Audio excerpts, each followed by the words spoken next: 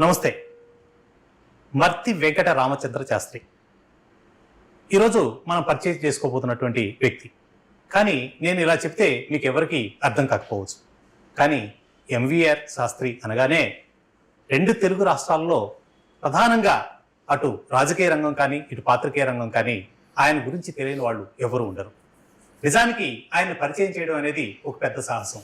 ఎందుకంటే 4.5 దశాబ్దాల పైగా జర్నలిజంలో ఎన్నో విశ్లేషణలు మరెన్నో సవాళ్లను ఎదుర్కొని ఒక సంపూర్ణమైనటువంటి జర్నలిస్ట్గా ప్రస్తుతం ఆంధ్రభూమి ఎడిటర్గా రిటైర్ అయిన తర్వాత విశ్రాంత జీవితాన్ని గడుపుతున్నటువంటి వ్యక్తి. సో ఇప్పుడు ప్రస్తుతం మనం ఎంవీఆర్ శాస్త్రి గారితో ఉన్నాం. నమస్తే సార్. నమస్కారం. స్వాగతం అండి. ఈ కార్యక్రమంలో మొట్టమొదటిగా మీ అనుభవాన్ని షేర్ చేసుకోవడానికి అంగీకరించినందుకు ధన్యవాదాలు సార్. ఇప్పుడు దాదాపు 4 దశాబ్దాల పైగా మీ జర్నలిజం జీవితం గడిచిందన్న విషయం అందరికీ తెలుసు. కానీ జర్నలిజంలోకి మీరు రావడానికి ప్రేరణ ఇచ్చినటువంటి అంశాలు కానీ మొదట్లో మీరు ఈ ఫీల్డ్ని ఎలా ఎంచుకున్నారు? ఇది 45 కాదు 50 ఏళ్ళు అయింది. ఓకే, 5 దశాబ్దాలు. ఎందుకంటే నేను మొట్టమొదటి ఆర్టికల్ రాసింది 1975 ఎమర్జెన్సీ టైంలో వచ్చింది. ఓకే, అప్పుడు నేను ఆంధ్రజ్యోతి పత్రిక రాసింది. ఓకే, ఆంధ్రజ్యోతి పత్రిక స్ట్రింగర్, కృష్ణా జిల్లా జగ్గయ్యపేట. ఓకే, అక్కడ స్ట్రింగర్గా నేను మొదలుపెట్టాను. అంటే అది లోయెస్ట్. అవును. అయితే వర్కింగ్ జర్నలిస్ట్, రెగ్యులర్ జర్నలిస్ట్ అయింది 1978. ఈనాడులో జూనియర్ ఎగ్జిక్యూటివ్ నా డిజిగ్నేషన్. తీసుకున్న బాధ్యత ఏమో సెంట్రల్ న్యూస్ బ్యూరో అని ఉండేది. మొత్తం రాష్ట్రం మొత్తంలో ఉన్న నెట్వర్క్ అంతటిని కవర్ చేసేటువంటి నేను సెంట్రల్ న్యూస్ బ్యూరోకి ఇన్ఛార్జ్. ఓకే, నాకు ఇచ్చిన డిజిగ్నేషన్ నాన్ జర్నలిస్టిక్ డిజిగ్నేషన్ ఇచ్చారు. ఓకే, జూనియర్ ఎగ్జిక్యూటివ్గా ఓకే. 400 రూపాయల జీతంతో 1978లో మొదలుపెట్టా కాబట్టి అది రెగ్యులర్ ఉద్యోగం కనుక అక్కడి నుంచి లెక్కేసుకుంటే ఇప్పటికి దాదాపు 48 ఏళ్ళు కనుపుతాను. 78, 22, 48 ఏళ్ళు. అది కూడా అవుతుంటే ఇంకా 50 ఏళ్ళు. 50 ఏళ్ళు అంటే మొదలైంది కృష్ణా జిల్లా జగ్గయ్యపేటలో స్ట్రింగర్గా ఆంధ్రజ్యోతికి. అంటే విద్య పూర్తి అవగానే ఈ రంగాన్ని ఎంచుకోవడానికి లేదండి, లేదు, అంత పెద్ద మాటలు నేను మాట్లాడాను. ఓకే, నేను గ్రాడ్యుయేట్ను కూడా కాదు. నేను చదివింది ఎలక్ట్రికల్ ఇంజనీరింగ్లో డిప్లొమా. ఓకే, కర్నూలు జిల్లా నంద్యాల. ఓకే, నంద్యాలలో చదువు అయిపోయింది. చదువు అయిన తర్వాత ఉద్యోగాలు మొదలు పెట్టాలి. 1970లో అయిపోయింది. నాకు ఉద్యోగాలు చేయటం నాకు ఇష్టం లేదు, ఒకళ్ళ కింద పని చేయటం. నాకు అప్పుడు లెఫ్టిస్ట్ భావజాలాలు చాలా ఉధృతంగా ఉండేవి. అందుకని ఏదో విప్లవము సమాజము మార్చాలి అనే ఆ తపన వాటితో ఉన్నప్పుడు నాకు ఇవి ఎక్కల. ఓకే, ఏదో ఉద్యోగ ప్రయత్నం చేస్తే టెలిఫోన్స్ డిపార్ట్మెంట్లో ఏదో వచ్చింది. అదే జూనియర్ ఇంజనీర్గా అయ్యేవాడిని. ఓకే, అది కూడా నేను వద్దనుకున్నాను. వద్దనుకొని మా ఊళ్ళోనే నేను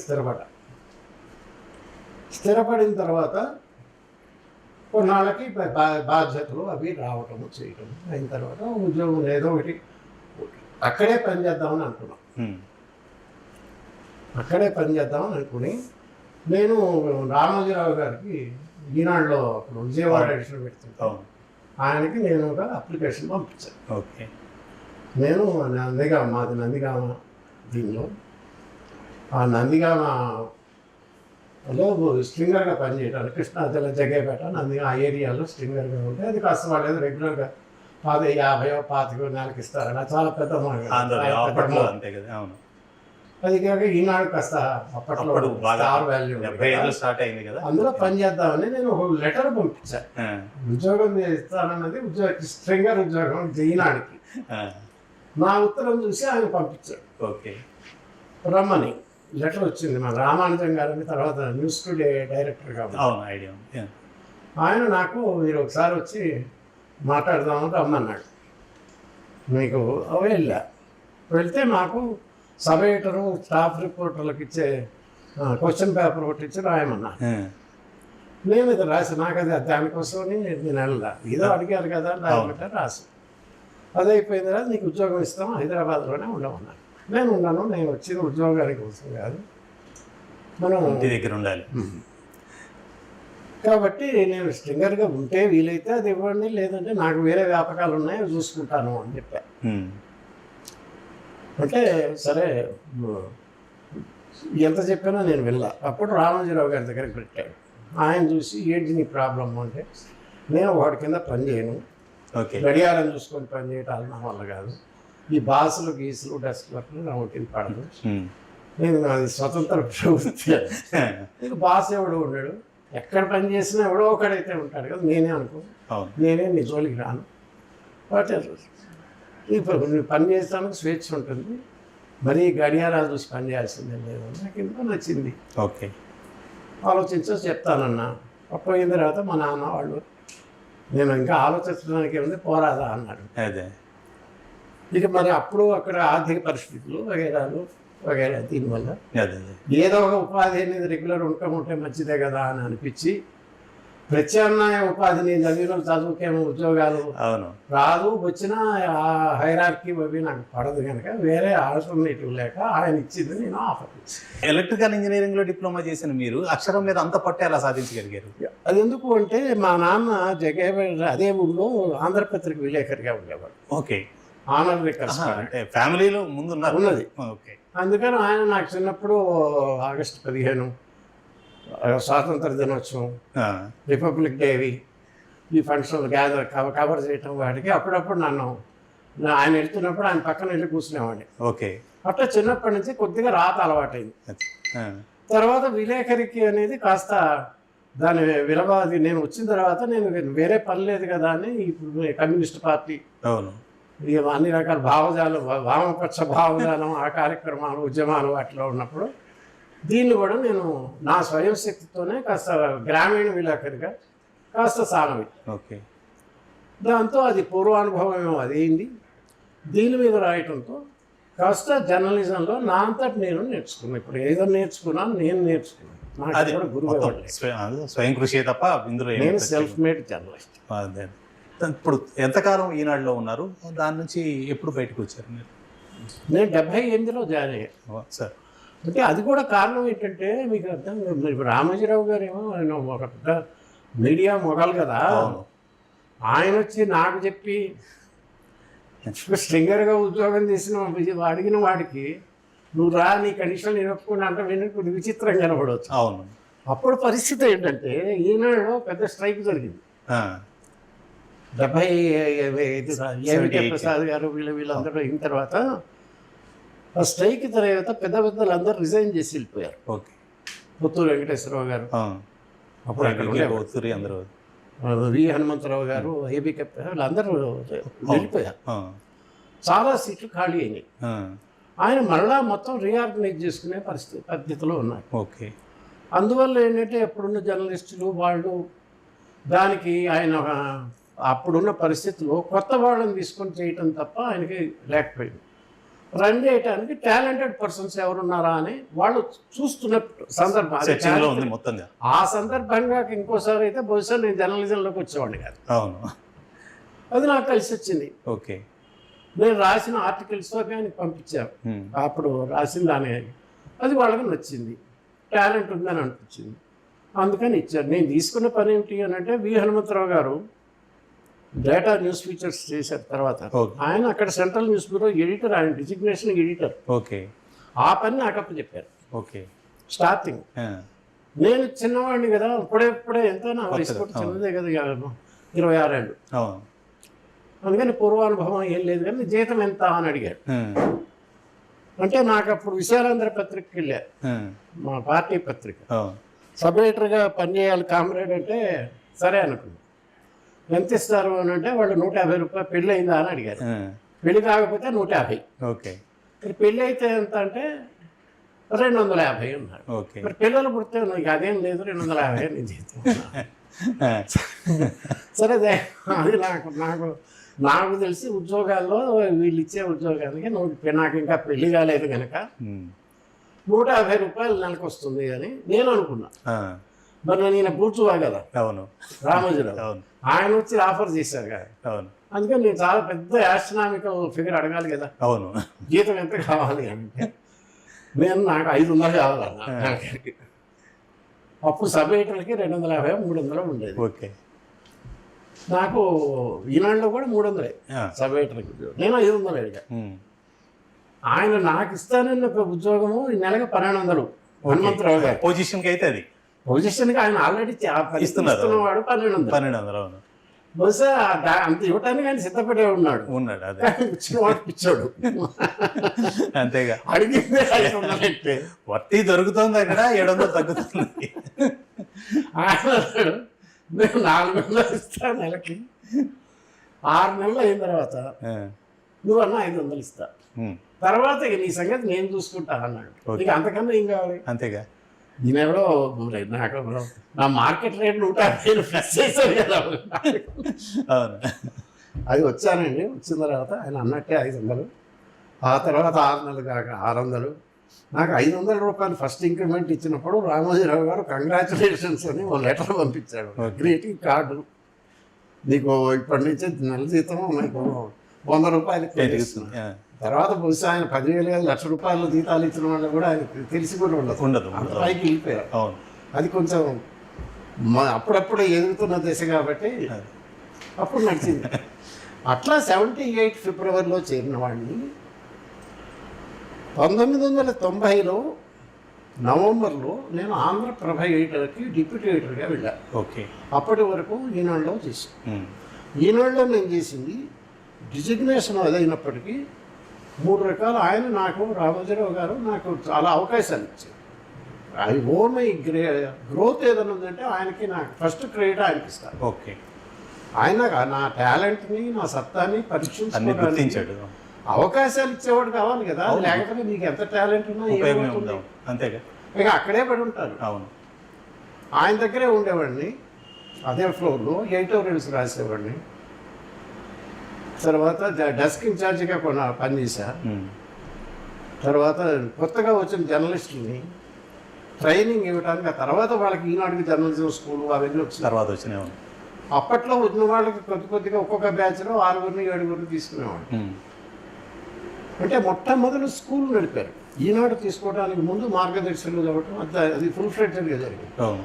ఈ తర్వాత వచ్చిన బ్యాచ్లు వీళ్ళు అయిపోయి మళ్ళీ రీఆర్గనైజేషన్ టైంలో ఇక్కడ ట్రైనింగ్ అంతా కూడా వచ్చిన వాళ్ళని సెలెక్ట్ చేసుకోవటం, ట్రైనింగ్ ఇవ్వటం, వాళ్ళకి ఆన్ జాబ్ ట్రైనింగ్.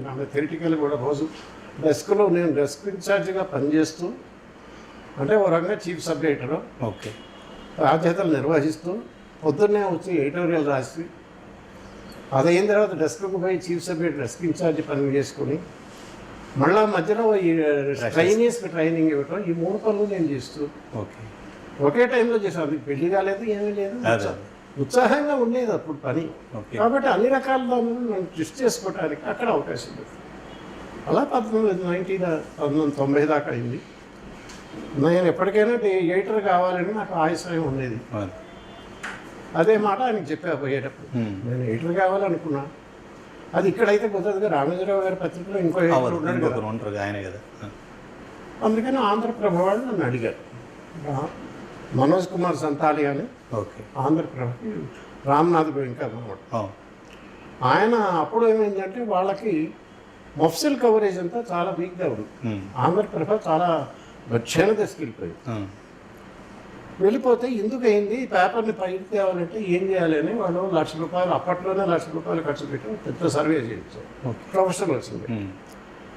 వాళ్ళు ఏమన్నారంటే మఫ్సిల్ కవరేజ్, న్యూస్ కవరేజ్ కనుక సరిగ్గా లేదు మీది, ఆ కవరేజ్ ఉంటే తప్ప దీన్ని ఎవడు బాగు చేయలేడు అని వచ్చింది.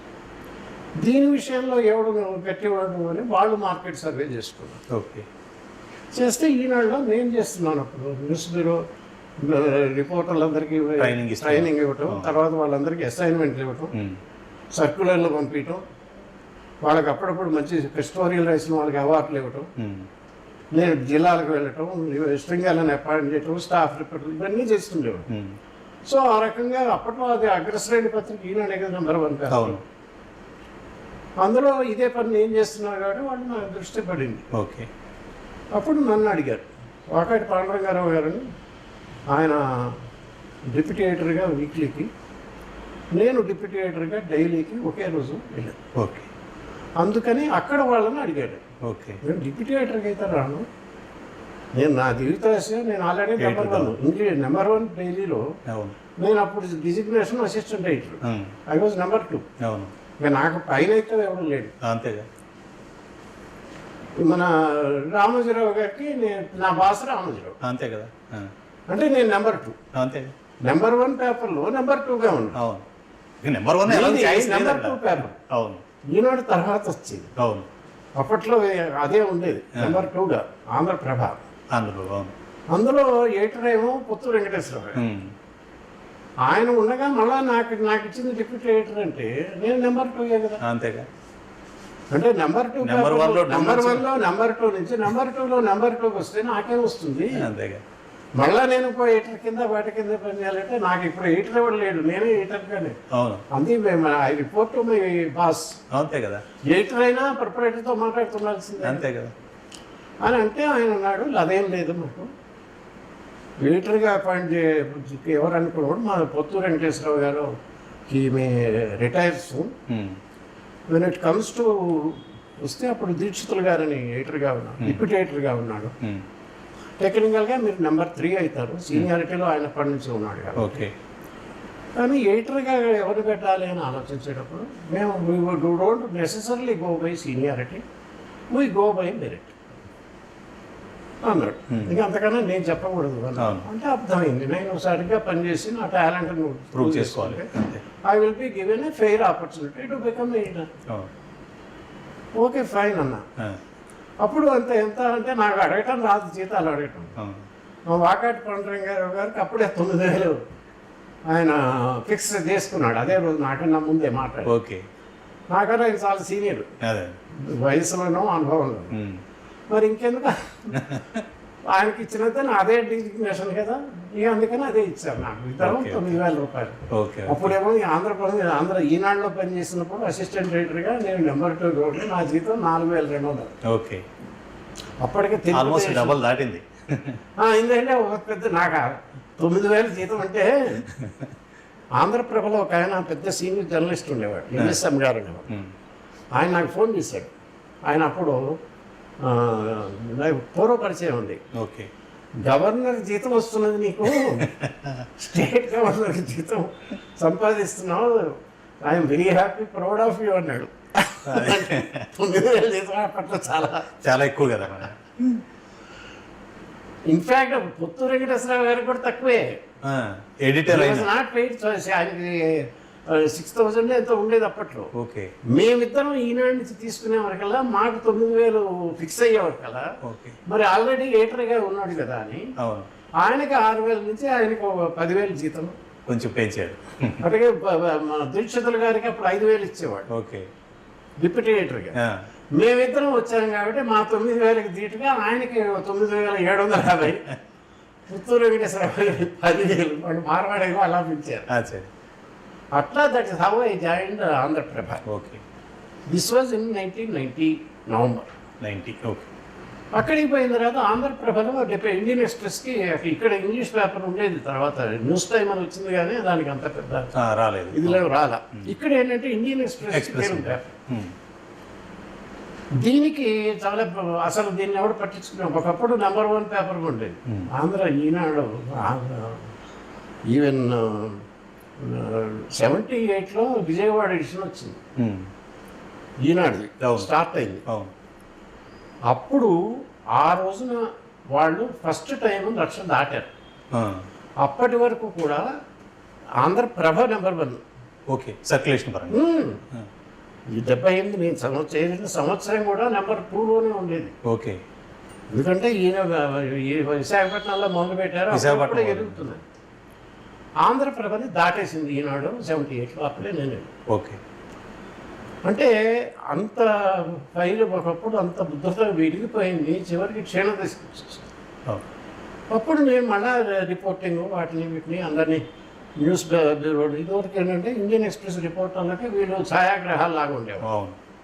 సుందరం గారు ఉండేవారు రెసిడెంట్ ఎడిటర్, ఆయన బ్యూరో చీఫ్గా కూడా ఉన్నాడు. ఓకే.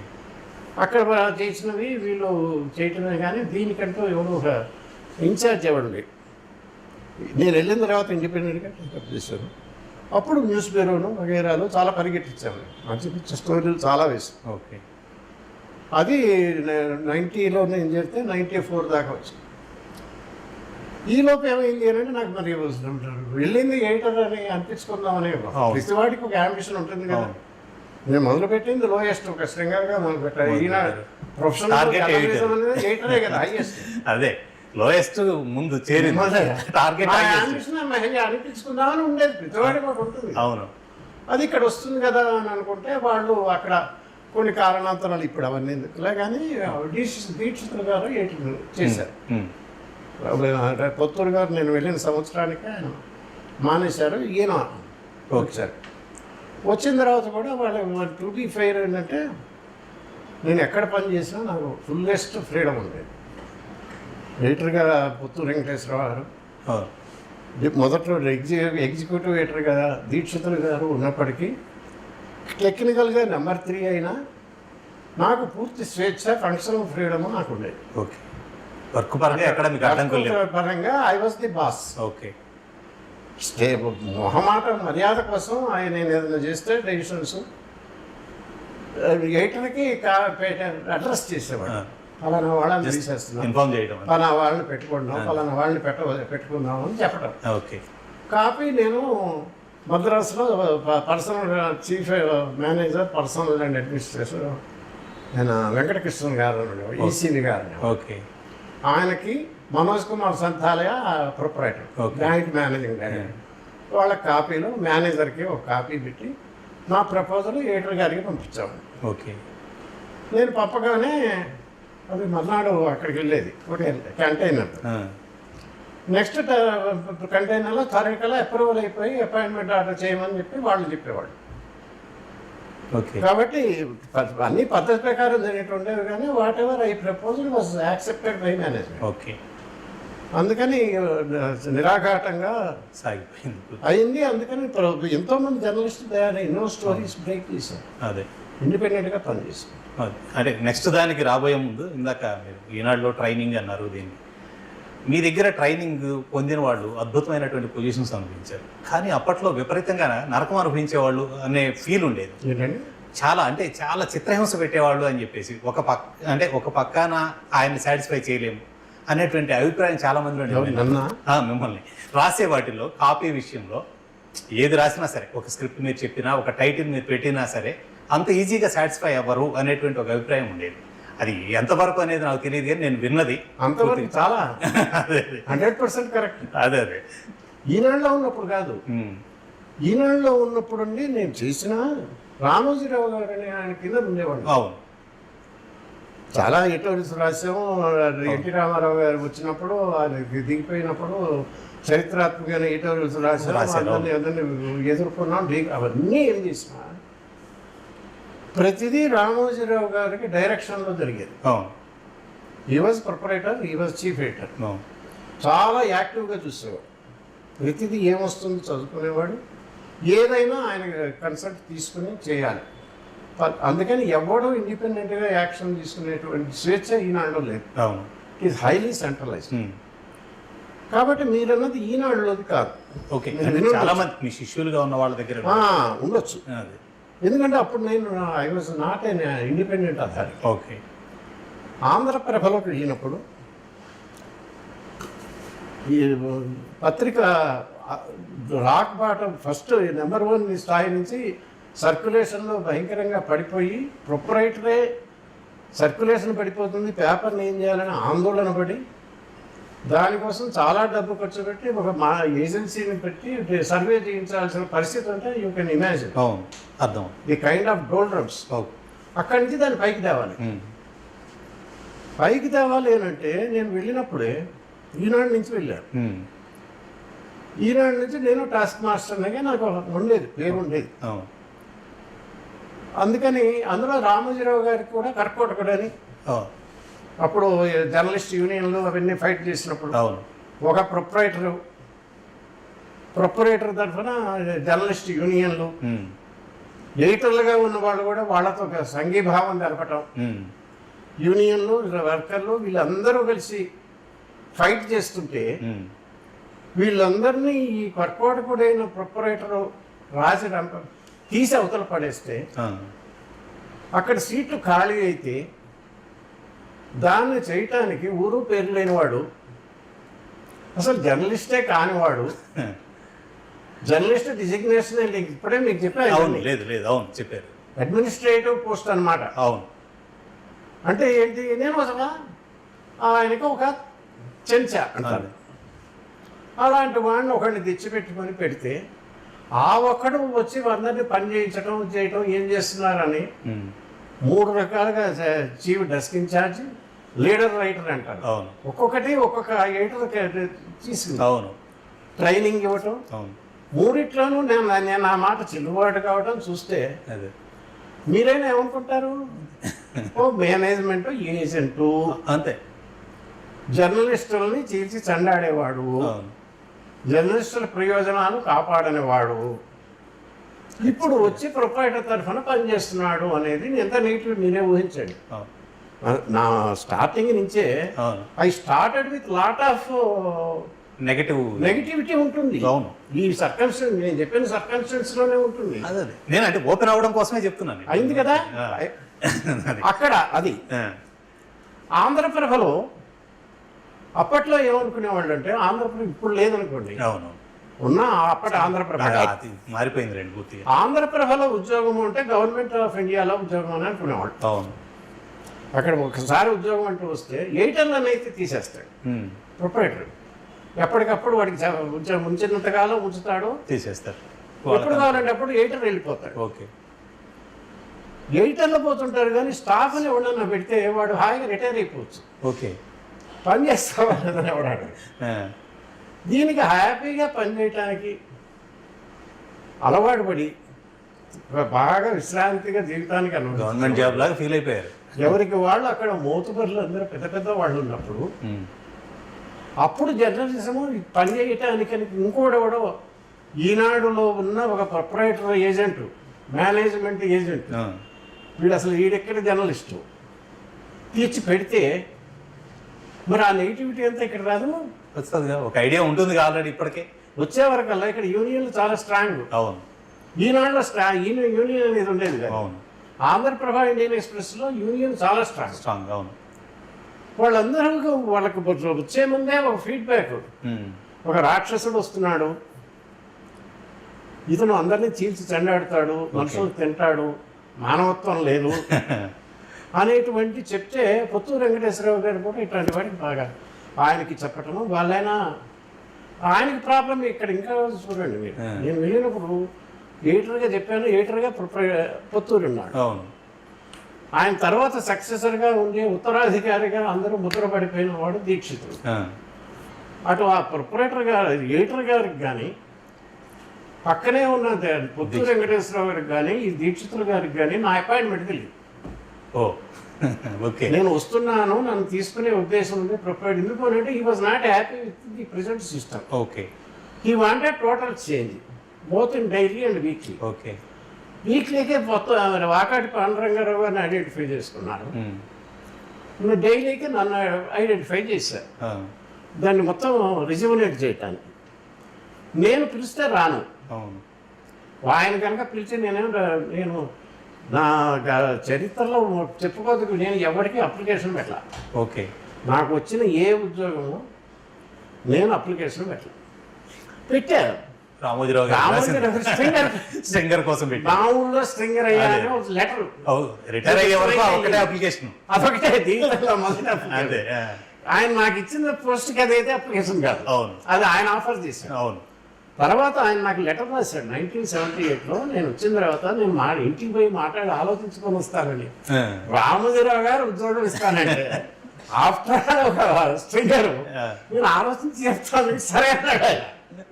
ఓకే నేను ఇంటికి వెళ్ళిన తర్వాత ఓకే, మా నాన్న తిట్టాడు, ఆ, పెద్ద మనిషి ఆయన ఇస్తానంటే ఎందుకు పోలేదు, ముందు పో అన్నాడు. నేను వస్తానని చెప్పాను. ఓకే అప్పుడు నాకు ఆయన లెటర్ రాశాడు, ఓకే నీకు వీలైతే ఇస్తాను, ఆ, I'm glad you accepted our offer బాబు ఆ, అని. నేను 2 నెలలు అయిన తర్వాత వస్తానన్నా. ఉమ్.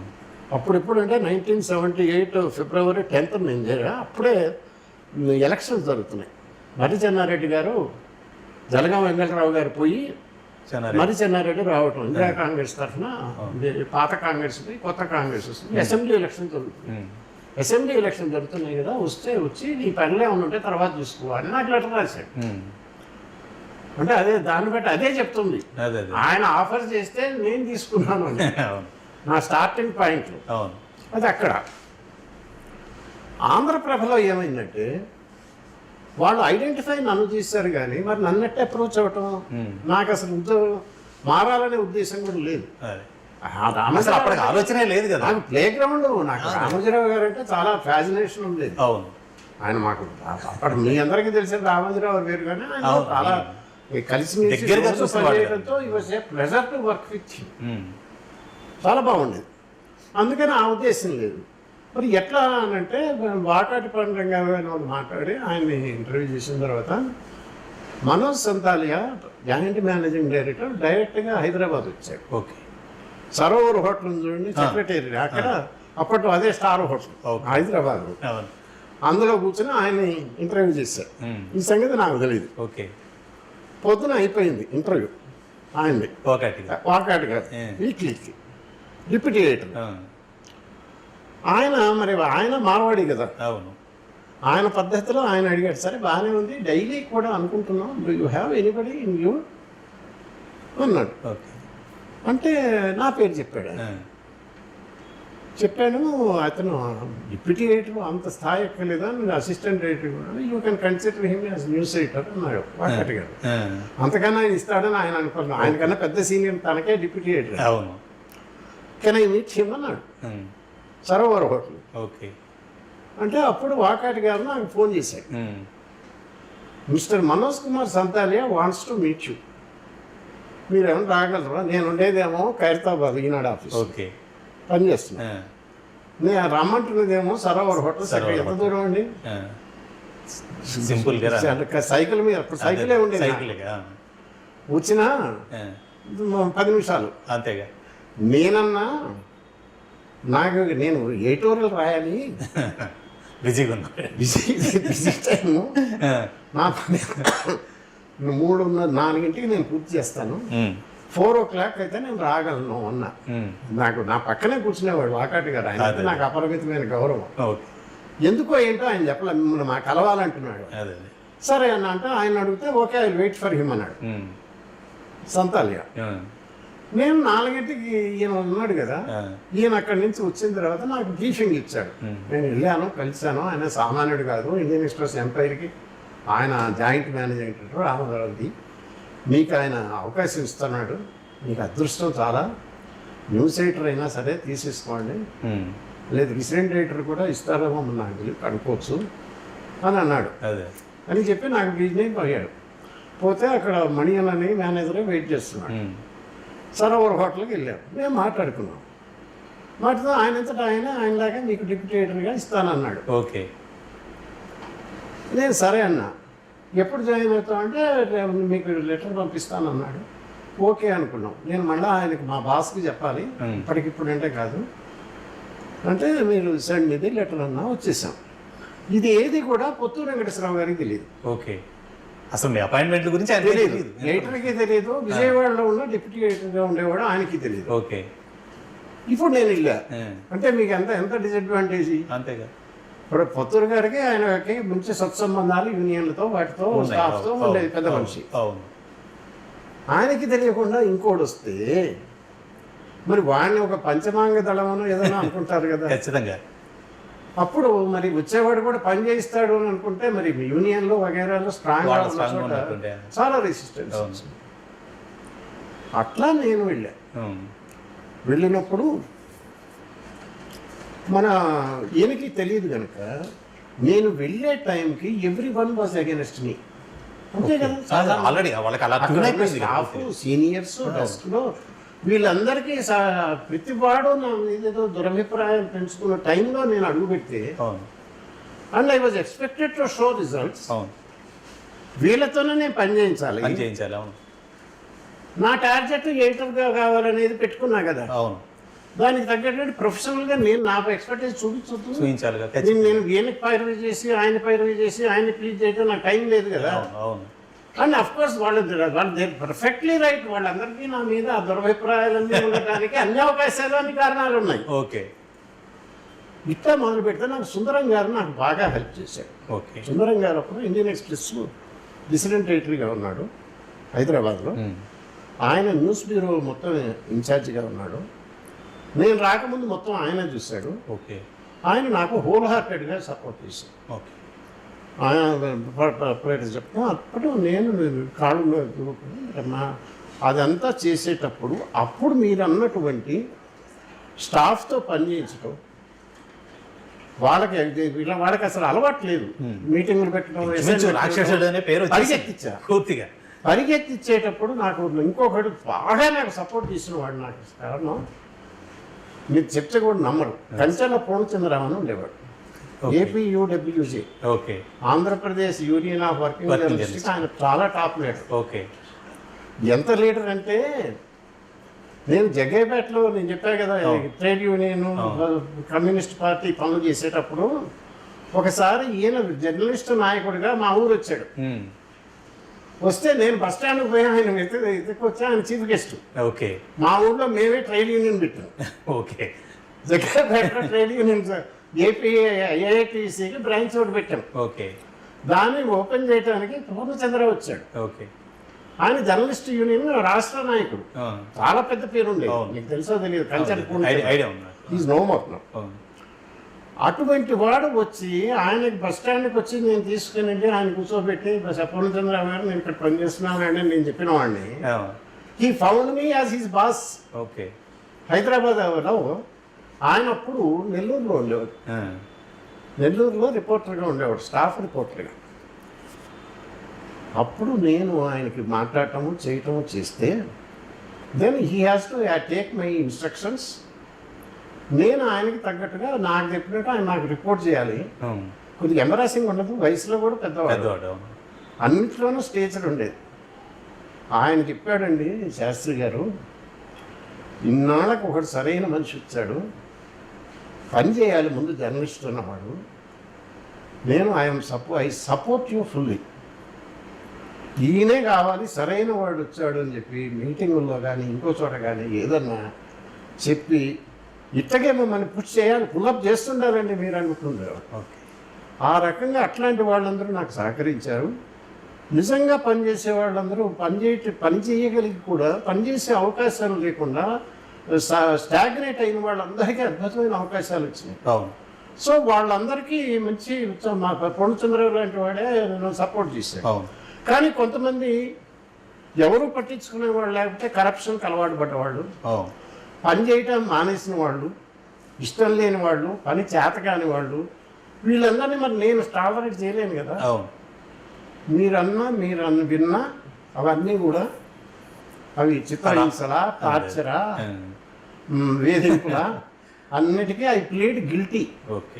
నేనేం గిల్టీ కాదండి, గిల్టీ. నేను అట్లా అందరినీ పని చేయించగలిగాను కాబట్టి రిజల్ట్స్ బ్రహ్మాండంగా వచ్చింది. ఆంధ్రప్రభని అందరూ అది ఊహించలేనటువంటి పైకి. జనరల్గా ఒక రిపోర్టర్లో మీరు ఏం చూసేవాళ్ళు క్వాలిటీ తీసుకునేది? యాక్చువల్గా మీరు చెప్పినవన్నిటికీ విశ్వరూపం తెలిసింది నేను ఆంధ్రప్రభని ఎడిటర్ అయింది. అదే ఆంధ్రభూమిలోకి రావడానికి ముందు అక్కడ అందుకని మీకు అక్కడ కూడా కొంత ప్రతిబంధకాలు నాకు ఉండేది. ఎందుకంటే రిపోర్టర్ని తీసుకోవాలన్నా వాడు మాకు ఇండియన్ ఎక్స్ప్రెస్కి ఆంధ్రప్రభకి పని చేయాలి. కాబట్టి ఒకరిని అపాయింట్ చేసేటప్పుడు నేను సుందరం గారిని కూడా కన్సల్ట్ చేయవలసి ఉంది. ఓకే, ఎందుకంటే he has to report to him also. Okay, అందుకని నాకు సుందరం గారిని నాకు సపోర్ట్ చేసేవాడు. సుందరం గారికి జర్నలిస్ట్ యూనియన్ వాళ్ళందరితో బయటపడి నాగేశ్వరరావు గారు వాళ్ళ రిలేటివ్స్, బిఎన్ రావు గారు అంటారు, వీళ్ళందరూ ఉండేవాళ్ళు. చాలా మంచి అందరికీ అందరూ నాకు కోఆపరేట్ చేశారు. వాళ్ళందరూ నుంచి ఆంధ్రభూమికి ఎందుకు వచ్చారు? ఆంధ్రభూమికి వచ్చి ఎందుకు వచ్చానంటే అక్కడ మీ క్వశ్చన్కి ఆన్సర్ చేస్తాను. ఆంధ్రభూమికి ఎందుకంటే నేను ఎడిటర్ అని అనుకున్నది అది జరగల. దీక్షితులు గారిని ఎడిటర్ చేశారు. అది కూడా ఎప్పుడు చేశారు? నేను వెళ్ళిన 6 నెలల లోపలే అయింది. ఓకే, 6 నెలలు నన్ను ప్రూవ్ చేసుకోవటం టూ షార్ట్ టైం. అంతే కదా. వాళ్ళు మరి ఆయనేమో మానేశాడు, పుత్తూరు గారు, ఈయన పెట్టాడు. పెట్టిన తర్వాత ఆయనేమో ఎడిటర్ అయ్యాడు. నేనేమో ఆయనకు తెలియకుండానే వచ్చి ఇండిపెండెంట్గా పనిచేస్తున్నాను. ఓకే, నా స్పీడు, నా స్టైల్ ఆఫ్ ఫంక్షనింగ్, ఇది అందులో నేను డైరెక్ట్గా ప్రొపరేటర్తోనే కనెక్ట్ అయ్యాను. అవును.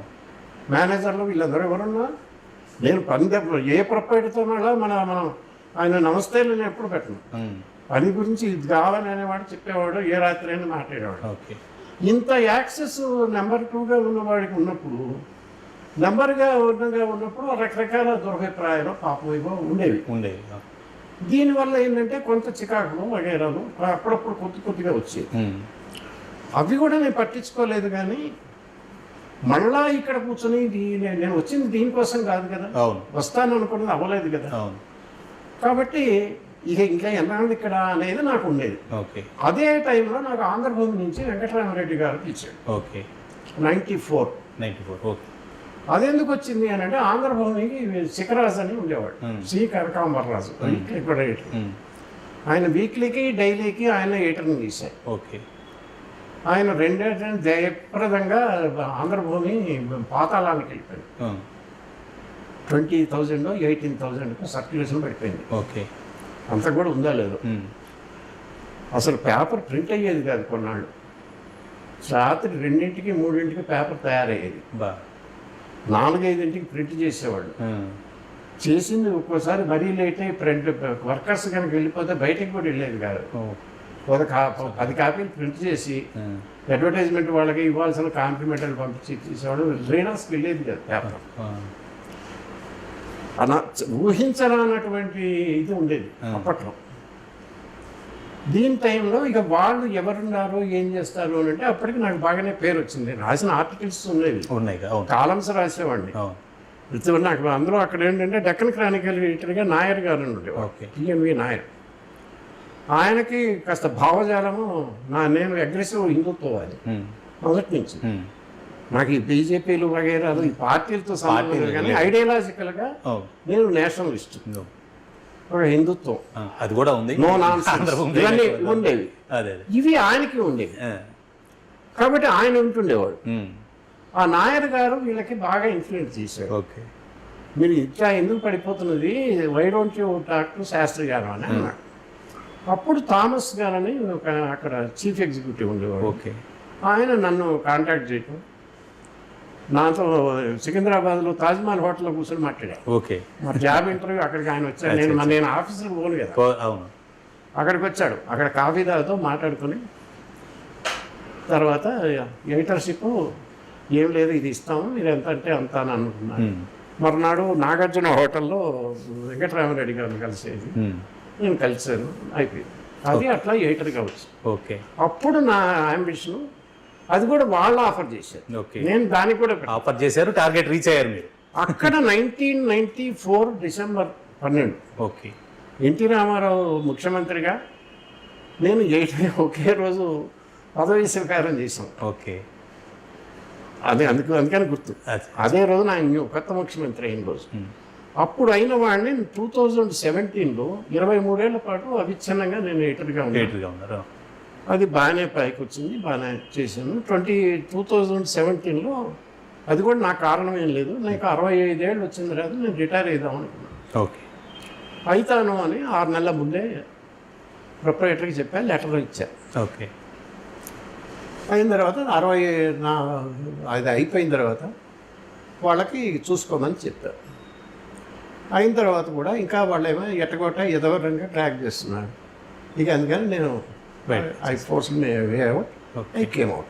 ఇది 2017. So I closed my innings there. అవి మొదట యువకుడిగా ఉన్నప్పుడు వామపక్ష భావజాలంతో ఉన్నటువంటి మీరు తర్వాత వామపక్ష భావజాలం నుంచి పూర్తిగా బయటకు వచ్చి కొంత వ్యతిరేకించినటువంటి పద్ధతిలో మీ ఆర్టికల్స్లో కావచ్చు, మీ వ్యవహార శైలిలో కూడా మారింది అనేటువంటిది ఉంటుంది. నిజమా? అది ఎందుకు అంటే మనిషికి వస్తున్నప్పటి నుంచి ఎదుగుదల, మనం మనుషులు ఎదిగినా కొద్దీ మన ఆలోచన విస్తృతి పెరుగుతుంది, ఖచ్చితంగా పెరుగుతుంది.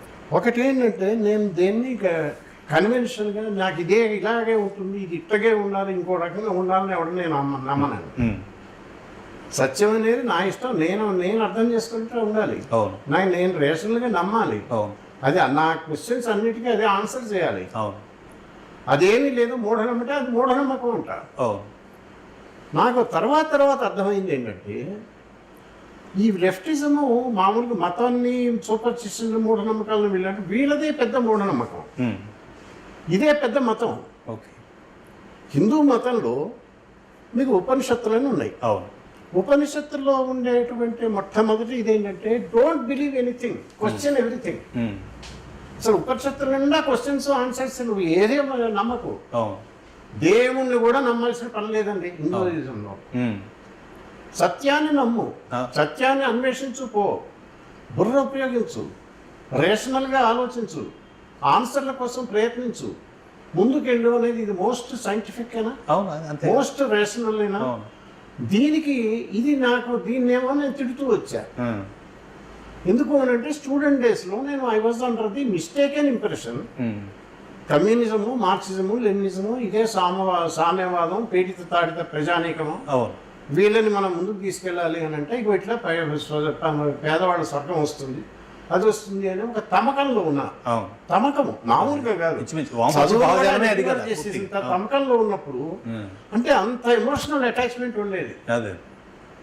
అంత అటాచ్మెంట్ ఉండే నేను చదువును కూడా పెద్ద నిర్లక్ష్యం చేశా. చదువులో నేనే పెద్ద టాప్ స్కోర్ అని బాగానే వచ్చినాయి, కానీ అంత టూ బ్రిలియంట్గా ఏం దాన్ని దృష్టే పెట్టలా. కాలేజ్ డేస్లో వివి రామారావు గారని ఏఐటీసీ టాప్ లీడర్ ఉండేవాడు. తర్వాత విశాఖపట్నం పోర్ట్ ట్రస్ట్ అంతా ఆయనే చేశాడు. సిపిఐ ఏఐటీసీకి ఆయన నిర్మాతలు, అంత సీనియర్ లీడర్. ఆయన నా క్లాస్మేట్, నాకు కాలేజీలో 1 year సీనియర్.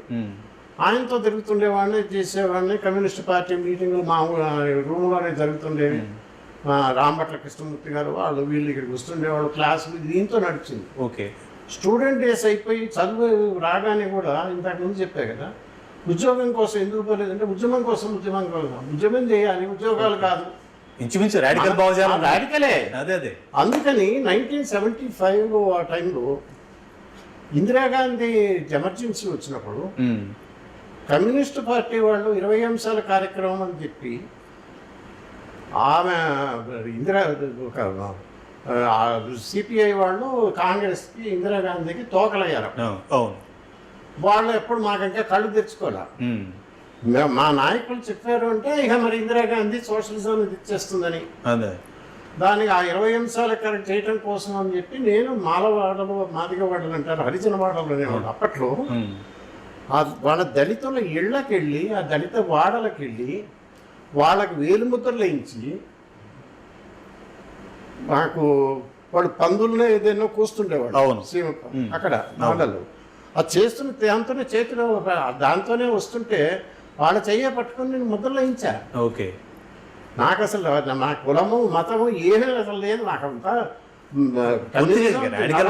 ఉండేది. అదే ఆ రకంగా పనిచేసి కమ్యూనిజం దానికోసం చేసిన వాళ్ళకి తర్వాత ఏదో రకంగా జర్నలిజంలోకి వచ్చిన అట్లా థింకింగ్, ప్రతిదీ రాడికల్గా ఆలోచించడం చూస్తే మనం నేర్చుకున్న సిద్ధాంతానికి, ఆచరణకి పూర్తిగా వ్యతిరేకమవుతుంది. సిద్ధాంతం ఒక రకంగా ఉంటుంది, దాన్ని ఈ పార్టీల వాడు చెప్పి వీళ్ళు ఇచ్చే ఎక్స్ప్లెనేషన్లు వాళ్ళు ఈ పార్టీకో ఆ పార్టీకో తోకలుగా పోయి అక్కడ అవకాశవాదం కనపడుతుంది. పోనీ ఇది ఇలా ఎందుకు జరుగుతుందని క్వశ్చన్ చేస్తే అది క్వశ్చన్ చేయకూడదు. మార్క్స్ అనేవాడు ఒక మత ప్రవర్తన అయినట్టు మాట్లాడతాడు. మార్క్స్ రాసిన దాన్ని, ఏంగిల్స్ రాసిన దాన్ని మార్చకూడదు, మనం క్వశ్చన్ చేయకూడదు, వాళ్ళని మనం క్వశ్చన్ చేయకూడదు. అదే మార్క్సిజం లెనినిజం నేను చేశాడంటే వాడిని రెనగేడ్ అంటారు. వాడు క్వశ్చన్ చేయకూడదు, అంతే. చేస్తే మీద పడి కట్ చేస్తారు. అదెట్టవుతుంది? మరి నువ్వు ఒక వైపేమో మతాన్ని, మత సాహిత్యాన్ని మూఢనమ్మకం, నీది మూఢనమ్మకం కదా, అంతే కదా. నిన్నెందుకు క్వశ్చన్ చేయకూడదు? నీ సిద్ధాంతాన్ని ఎందుకు క్వశ్చన్ చేయకూడదు? మార్క్సిజానికి పెట్టంటావు, అంతే కదా. ఇలా కనుక ఆలోచించడం మొదలు పెడితే ఎక్కువ కాలం ఉండలేడు. నా కోసమే కాదు, అందుకనే బాగా ఆలోచించే మేధావులు అందరూ ఏదో దశలో కమ్యూనిస్టులుగా మొదలవుతారు, తర్వాత దూరం అవుతారు. అది సహజం, వేరే కారణమే లేదు, సైద్ధాంతికంగా ఉంది కనుక. ఓకే. అలా వచ్చినప్పుడు నాకు బాగా నచ్చింది హిందుత్వం. ఓకే. ఎందుకంటే ఇక్కడ ఒక దేవుణ్ణి ఎప్పుడు ఈ సిద్ధాంతాన్ని నమ్ము, ఈ మత గ్రంథాన్ని నమ్ము ఏమని చెప్పదు. Most flexible. You can be an atheist. నువ్వు దేవుణ్ణి కూడా నమ్మకనైనా అయినా నువ్వు హిందువుగా ఉండొచ్చు. ఇక్కడ ఇంత కాదని చెప్పట్లేదుగా, ఎవరు వద్దని. కమ్యూనిజాన్ని నమ్మకు, అవును. కమ్యూనిస్ట్గా ఉండేటో వాడు ఒప్పుకోడు కదా. అవును అంటే దాని మీద ఇది అడ్వాన్స్డ్ కదా. అవును. అందుకని నాకు ఇది ఆయన నచ్చింది. Okay okay right. తర్వాత ఇప్పుడు మీరు రచనా వ్యాసంగంలోకి వచ్చారు. రచనా వ్యాసంగంలోకి మేబీ 2016 పూర్తి స్థాయిలో 2015-16 నుంచి మొదలు పెట్టినట్టున్నారు. అంతకుముందు ఆర్టికల్ కాదు. మీకు నేను 2017లో అది చేశాను అని అంటే, ఇక్కడ నేను ఇంకా ఒక క్వశ్చన్ మీకు ఆన్సర్ చేయాలి. ఆంధ్రభూమి అనే దానికి నేను ఫుల్ ఫ్లెడ్జ్డ్ ఎడిటర్ అయ్యా. అవును. మీకు అక్కడ 2 చోట్ల వచ్చిన రెసిస్టెన్స్ కన్నా మీకు చెప్తున్న మీరు విన్న నాకు ఉన్న మా నెగిటివిటీకి అందరికీ మంచి క్లైమాక్స్ పోయింది నేను ఎడిటర్గా ఉన్నప్పుడు. అవును. I was number 1. అక్కడ ఇండిపెండెంట్ కదండి, నేను ఇండిపెండెంట్ అథారిటీ. అవును. I was the boss. అవును. I was showing results. అందుకని ఎక్కడ నాకు ఇది లేదు. అందుకని మీరు అన్నట్టుగా అందరికి విపరీతమైన రెసిస్టెన్స్ అక్కడే వచ్చింది. ఓకే. నేను ఎడిటర్గా వెళ్తాను అని అన్నప్పుడే అక్కడ యూనియన్ వాళ్ళు చాలా గజగజలాడిపోయారు. చేసి నన్ను ఎట్టకు రాకుండా చేయాలని వస్తే ఏదో నరరూప రాక్షసుడు అయినట్టుగా అప్పటికే నాకు పేరు ఉండేది కదా మంచిగా. అవును అవును. వచ్చేసింది మంచి చెడ్డ పేరు కష్టపడి సంపాదించుకున్నాను. అవును. అది నాకన్నా ముందే నాకన్నా ముందే నా చెడ్డ పేరు బాగా వ్యాపింది. కాబట్టి ఎవ్రీ వన్ వాజ్ అగెనిస్ట్ మీ. ఆ రకంగా పని చేసి ఒక పత్రికని కొత్త మార్పులు తేవటము చేయటము, దాంతో కొంచెం సక్సెస్ అయ్యా. అయినప్పుడు ఎడిటోరియల్ నేనే ఎడిటోరియల్ ఎడిషన్లు చాలా ఎడిషన్లు ఉన్నాయి కదా, ఇవన్నీ చేసి అడ్మినిస్ట్రేషన్ చేసుకుంటూ నేను బేసిక్గా రైటర్ని. నా కాలమ్స్ ఉండేవి. వీక్ పాయింట్ అని ఒక కాలం పెట్టాను. అంతకుముందు ఆంధ్రప్రభలోనే ఉన్నమాట అనే కాలం ఉండేది, వీక్లీ కాలమ్స్. ఇది కాక ఆంధ్రభూమిలో మనలో మనమని రీడర్స్తో ఇంటరాక్షన్ ఉండేది వారం వాళ్ళు. అది చాలా పాపులర్, ఇప్పటికి కూడా దాన్ని గుర్తు చేసుకునేవాడు. ఈ 3 రాయటం అవసరమైనప్పుడు లీడర్ రైటర్ రోజు ఇదివరకు ఎప్పుడు ఉంటే ఎడిటోరియల్ రాసేవాడే ఎడిటర్ అనుకునేవాడు. ఎడిటర్ అనగా ఎడిటోరియల్ రాసి ఇంటికి పోయేవాడు. నేను అది ఎప్పుడు అనుకోవాలి. మనం రాయవలసినంత ఎడిటోరియల్ దమ్మున్నవి మంచిగా రాయాల్సిన సందర్భం ఎప్పుడో వస్తుంది. నెలకు 1, 2 వస్తాయి. ఆ 1, 2 నేను రాసి మామూలుగా రాయాలి కదా. ఇవన్నీ రాయటానికి లీడర్ రైటర్స్ ఉండేవాడు. వాళ్ళకి అప్పు చెప్పి నా పని నేను చేసుకుంటూ ఈ reporting, administration work, reporting work, journalist work ఇవన్నీ చేసుకుంటూ రకరకాల సమస్యలు వస్తే అవి చేస్తూ నా కాలమ్స్కి నేను చేసుకుంటూ చేస్తుండగా నాకు ఆంధ్రభూమిలో ఆదివారం అనుబంధం సండే సప్లిమెంట్ ఉంది కదా, అందులో ఒకసారి మొదలుపెట్టాను. ఏమిటి అని అంటే మన ఇండియన్ ఎడ్యుకేషన్, భారతీయ విద్య అని ఒకటి మొదలుపెట్టా. మన పాత ఇది ఎట్లా ఉండేవి, సిస్టమ్ ఎట్లా వచ్చింది, మెకానిజం, దాని గురించి మాట్లాడి ఒక దీంతో ముగిద్దాం అనుకుంటే అది అనుకోకుండా 6-7 ఇన్స్టాల్మెంట్స్ అయినాయి. 6-7 అయింది. తర్వాత అది మన చదువులు అనే పేరుతో పుస్తకం కావచ్చు. అనుకోకుండా నేను పుస్తకం రాయటం మొదలుపెట్టాను. ఓకే. ఇది ఎప్పుడు 1999. ఓకే. నేను 94లో వెళ్తే 5 ఏళ్లకే నా మొదటి పుస్తకం అయింది. ఆ తర్వాత కాశ్మీర్ కథ అని, కాశ్మీర్ గురించి అప్పుడు బాగా ఉధృతంగా నడుస్తుంది. అప్పుడు వాజ్పేయి గారు ప్రధానమంత్రి. ఈ వాజ్పేయి గారిని వీళ్ళని నేను బేసికల్గా ఆర్ఎస్ఎస్, బిహెచ్పి, బీజేపీ వీళ్ళు వాళ్ళు అప్పుడు అపోజిషన్లో ఉండేవాళ్ళు కదా. కాంగ్రెస్కి వ్యతిరేకంగా అప్పటి దానిక ఉన్నదానికి ఒక జాతీయవాద దృక్పథంతో పోరాడుతున్నాను. భావజాలం దృష్ట్యా నేను వీళ్ళకి అనుకూలం అంటే ఇది తీసుకెళ్ళి నేను నా పేపర్లో ఎప్పుడు పెట్టలేదు. ఎప్పుడూ ఇండిపెండెంట్ పేపర్ అనే దానికి పేపర్ ఐడియాలజీ ఉండదు, వాస్తవం ఉంటుంది అని చేసి అది నాకు సింపతీ సీటు విన్నా. వాజ్పేయి ప్రధానమంత్రి అయినప్పుడు నిజంగా యోగ్యుడు, చెప్పుకోదగ్గ మంచి పెద్ద మనిషిగా ఉండాల్సిన అన్ని లక్షణాలు ఉన్న జెంటిల్మెన్ ప్రైమ్ మినిస్టర్. నేను ఒకటి పెట్టుకున్నాను, మనకి ఐడియాలజీలో వాడు మంచివాడు కావచ్చును, వీడు యోగ్యుడు కావచ్చును, నీకు వీడంటే ఇష్టం ఉండొచ్చును, ఇష్టపడకపోవచ్చు. మనం జర్నలిస్టు అన్నవాడికి ఉండవలసిన మొట్టమొదటి లక్షణము he should be anti establishment. Establishment అంటే అధికారంలో ఎవడున్నాడో వాడిని క్వశ్చన్ చేయడం నీ వృత్తి. ప్రతిపక్ష పాత్రే మనం, ప్రతిపక్షం కోసమే మనం ఉన్నాము, అంతే కదా. ప్రతిపక్ష పాత్ర వహించవలసిన అడ్వర్సేరియల్ రోల్ నువ్వు ప్లే చేయాలి. ఎందుకోసం చేయాలి? వాడి మీద కోపం ఉండు, వాడి మీద నీకు ఇష్టం లేకనో, నీ పార్టీకి, నీ ఐడియాలజీకి, నీ కులానికి, నీ ప్రయోజనానికి వాడి ఇష్టం లేదు వాడిని వ్యతిరేకించడం కాదు కదా. నీ సొంత తమ్ముడే, నీ గురువే, నీకు చాలా ఇష్టమైన వాడే అధికారంలో ఉన్నా నువ్వు గనక జర్నలిస్టు అయితే నువ్వు ప్రజల పక్షాన్ని నిలబడాలి. పబ్లిక్ ఇంట్రెస్ట్ని నువ్వు అప్హోల్డ్ చేయాలి, అంతే కదా. పబ్లిక్ ఇంట్రెస్ట్ కోసం అప్హోల్డ్ చేసేటప్పుడు పబ్లిక్ ఇంట్రెస్ట్కి ఎవరి ద్వారా విఘాతం అవుతుంది? ఎప్పుడు కూడా గవర్నమెంట్ వల్లే అవుతుంది, అంతే కదా. పాలకులే కదా. అధికారంలో ఉన్నవాడు ఇప్పుడు మనకి 3 ఇవి ఉన్నాయి. జ్యుడిషియరీ ఉంది, ఎగ్జిక్యూటివ్ ఉంది, పార్లమెంట్ ఉంది. 3 వ్యవస్థలు. పార్లమెంట్ అనేది చట్టాలు చేస్తుంది. ఈ పార్లమెంట్ చేసే చట్టాలని ఇంప్లిమెంట్ చేసేది ఎగ్జిక్యూటివ్, గవర్నమెంట్. ఈ గవర్నమెంట్ పనిచేస్తుందా లేదా, ఈ చట్టాలు సరిగ్గా చేసేది జ్యుడిషియరీ. అంటే అసలు కీలకమంతా ఎగ్జిక్యూటివ్లో ఉంటుంది. అధికారము, పోలీసులు వగేరాలు, బలము అంతా అధికారంలో ఉన్న వాడి దగ్గర ఉంటుంది. మిస్యూజ్కి మోస్ట్ ఆఫ్ ది ఆపర్చునిటీస్ అధికారంలో ఉన్నవాడి వల్ల వస్తుంది. వాడు సరిగ్గా పనిచేసేది మనకి లేదు కనుక మన సమాజంలో అధికార పార్టీలో ఉన్నవాళ్ళు అపోజిషన్ కనుక వీక్ అయితే కాంగ్రెస్ వాళ్ళకి మొత్తం సీట్లన్నీ వాళ్ళకే వస్తే అపోజిషన్ రోలే లేదు. అప్పుడు ఎవరు కాపాడాలి? మీడియా కాపాడాలి, అంతేగా. పత్రికా వ్యవస్థ కాపాడాలి. పత్రికా వ్యవస్థ ఉంది, అందుకే దాన్ని 4th ఎస్టేట్ అన్నారు. 4th ఎస్టేట్ అంటే అది ఉండేది ఈ 3 ఎస్టేట్లకి ఎంత ప్రాముఖ్యత ఉందో దానికి ఉంది. కాబట్టి పత్రికా వ్యవస్థని 4th ఎస్టేట్ అన్నప్పుడు మరి మనకు బాధ్యత ఉండొద్దు? మన బాధ్యత we're the watchdog. Public ఇంట్రెస్ట్ని కాపలా కాయాలి. ఎవరి బారి నుంచి వాడు సరిగ్గా ఏమైనా చేస్తున్నాడా లేదా అని అధికార వ్యవస్థని కనిపెట్టవలసింది నువ్వు, అంతే. క్వశ్చన్ చేయాల్సింది నువ్వు. ప్రజల పక్షాన నువ్వు ఉండాలి. అపోజిషన్ పార్టీకి ఉండేది కాదు. నువ్వు అసలైన అపోజిషన్ నువ్వు అనుకుంటా నేను, అంతే కదా.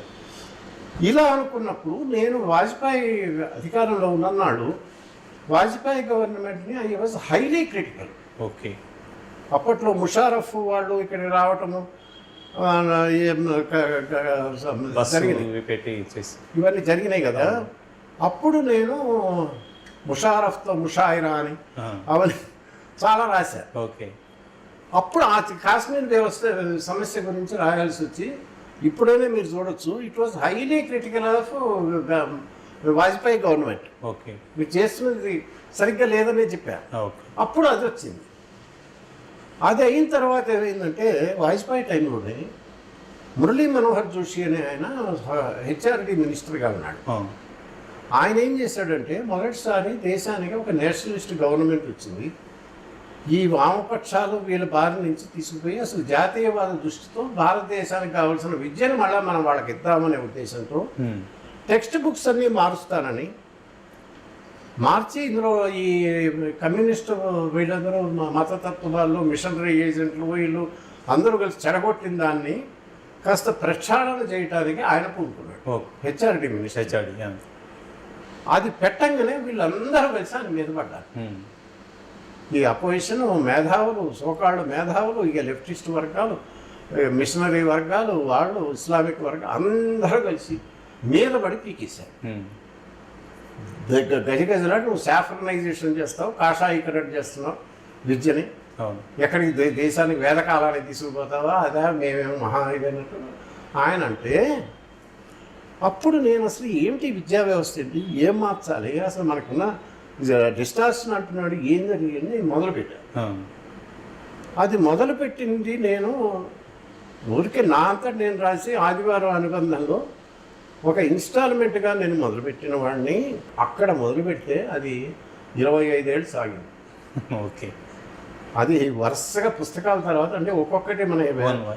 ఏన్షియంట్ హిస్టరీ వేదకాలం నుంచి తీసుకుని అవును. ఏం జరుగుతూ వచ్చింది ఈ దేశంలో, ఒక్కొక్క పీరియడ్ డిస్టార్షన్ ఏంటి, మనందరికీ కళ్ళు ఎట్లా మూతలు పడ్డాయి, అవును. మన వేళతో మన కళ్ళు ఎలా పొడిచారు, మనం చదువుకుంటున్న విద్య, మనకు తెలిసిన చరిత్ర ప్రతిదీ తప్పులు తడకని ఎలా చెప్తాం, వాస్తవ చరిత్ర ఏంటి, అదే వాస్తవం అంటానికి ఆధారం ఏంటి, రుజువులు ఏంటి, మనకు చెప్పింది తప్పు అంటానికి రుజువులు ఏంటి, అవును. ఇట్లా ఒక్కొక్కటి విశ్లేషిస్తూ పోతే సబ్జెక్టుగా నాకు అది వరుసగా సిరీస్ వచ్చింది. ఓకే.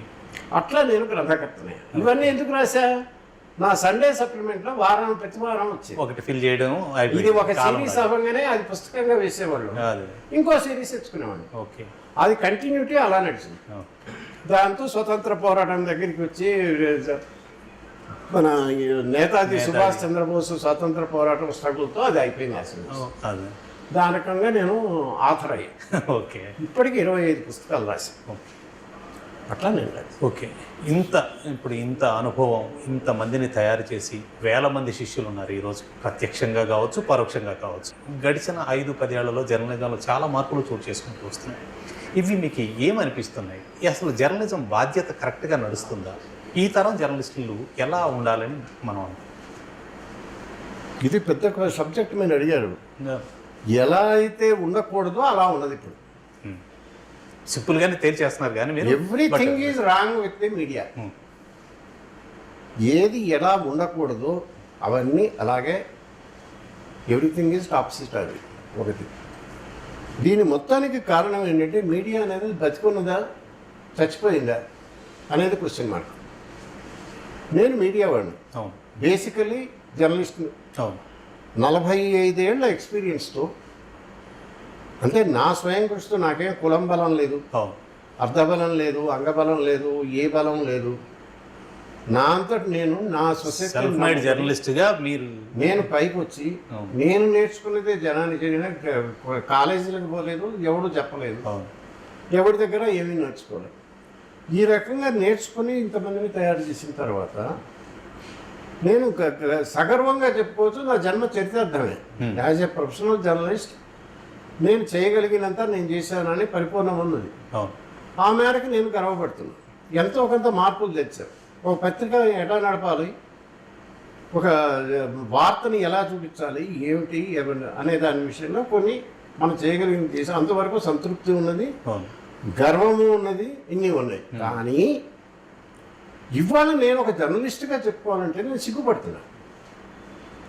జర్నలిస్ట్ ఇవాళ ఉన్న ప్రొఫెషన్ చూసి సిగ్గుపడుతున్నా, దుఃఖపడుతున్నా. ఎందుకు అని అంటే టోటల్గా గాడి తప్పింది. ఓకే. ఈ గాడి తప్పింది మనం కరెక్ట్ చేయలేమా? తప్పనిసరిగా చేయగలం. మనం అలాగని ఆశలు వదులుకోవాల్సిందేం లేదు. Everything can be set right. కావాల్సిందల్లా ఏంటంటే కొద్దిగా ఆలోచన విధానం. ఏమిటి, వాట్ ఎగ్జాక్ట్లీ ఈజ్ రాంగ్ అన్నది మీకు తెలుసుకుంటే వన్స్ యూ ఐడెంటిఫై, డయాగ్నోస్ చేయగలిగితే రెమెడీ మీకు దొరుకుతుంది. అది సరిగ్గా జరగట్లా. ప్రతివాడు మాట్లాడతాడు. అవును.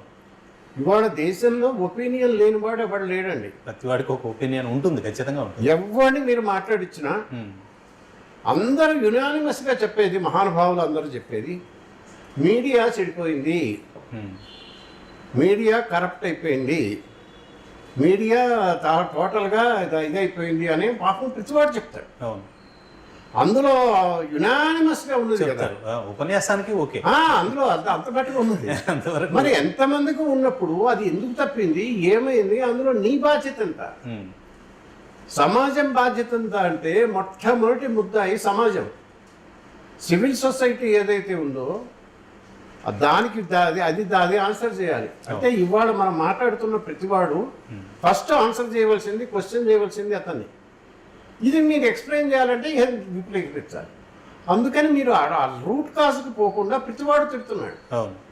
కానీ ఇవాళకి కూడా మీడియా ఉన్నది కాబట్టే, మీడియా అనేది ఇప్పుడు వీళ్ళు చెప్తున్నా ఇంకా వీళ్ళకి తెలియకపోయినా, ఇంకా నాకు మనలాంటి వాళ్ళకి మాత్రమే తెలిసిన అవలక్షణాలు ఎన్ని ఉన్నప్పటికీ కూడా ఇవాళ ఉన్న అన్ని వ్యవస్థల కన్నా ఎంతో కొంత చక్కగా పనిచేస్తున్నది మీడియా ఒక్కటే. ఖచ్చితంగా. మీకు మీరు జ్యుడిషియరీ అంటారా, లెజిస్లేచర్ అంటారా, ఎగ్జిక్యూటివ్ అంటారా, వీటితో పోలిస్తే ఎంతో కొంత ఆ గుండె మీద చెయ్యి వేసుకొని ఎస్ మేము చేస్తున్నామని చెప్పగలిగిన స్థితిలో మీడియా ఉన్నది. అవును ఇండివిజువల్ మీడియాలో ఉన్న వాళ్ళు ఏం చేస్తారు అది వేరే విషయం. అవును మొత్తంగా మీరు వ్యవస్థగా చూస్తే మిగతా వాటంతా అయితే చెడిపోలా. అది నేను మళ్ళీ ఇది ఇంకో కోణం. ఒకవైపు దురదృష్టకరము, సిగ్గుపడవలసిన విషయాలు ఉన్నాయి, అంతే మనం సరి చేసుకోవలసింది. అవును అలాగని అందరం కలిసి కండెమ్ చేయాల్సిన స్థితిలో అయితే ఏం లేదు.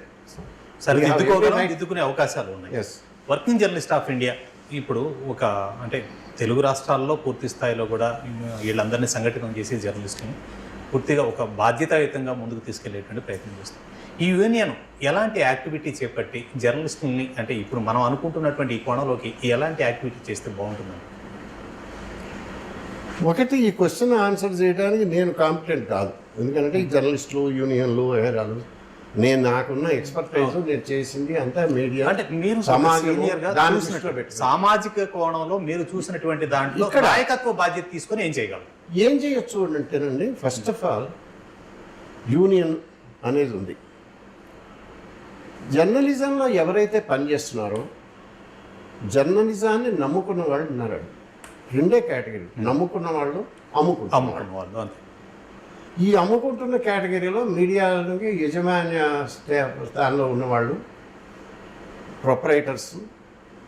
ప్రొపరేటర్ మేనేజ్మెంట్ పొజిషన్లలో ఉన్నవాళ్ళు, చాలా కేంద్ర స్థానంలో కీలక స్థానాల్లో ఉన్నవాళ్ళు, ఎవరెవరైతే ఆన్సరబుల్లో వీళ్ళందరినీ మనము అనుమానితులుగా అన్నా కనీసం చూడాలి. సస్పెక్ట్స్, ఎక్యూజ్డ్ కాకపోయినా సస్పెక్ట్స్గా ఉండవచ్చు. ఓకే. ఇది కాకపోయిన వల్ల ఏమైందంటే ఇక్కడ జర్నలిజంలో వచ్చింది ఒక భయంకరమైన దిగజారుడు వచ్చింది ఈ మధ్యకాలంలో. ఏమొచ్చిందంటే ఈనాడు, అంతకుముందు ఆంధ్రప్రభ, అది ఒక టైప్ ఆఫ్ జర్నలిజం, ఆంధ్రపత్రిక ఒక type of journalism. Narla Venkateswara Rao గారు ఆంధ్రజ్యోతి స్టార్ట్ చేసిన తర్వాత అది ఒక దీనికి వెళ్ళింది.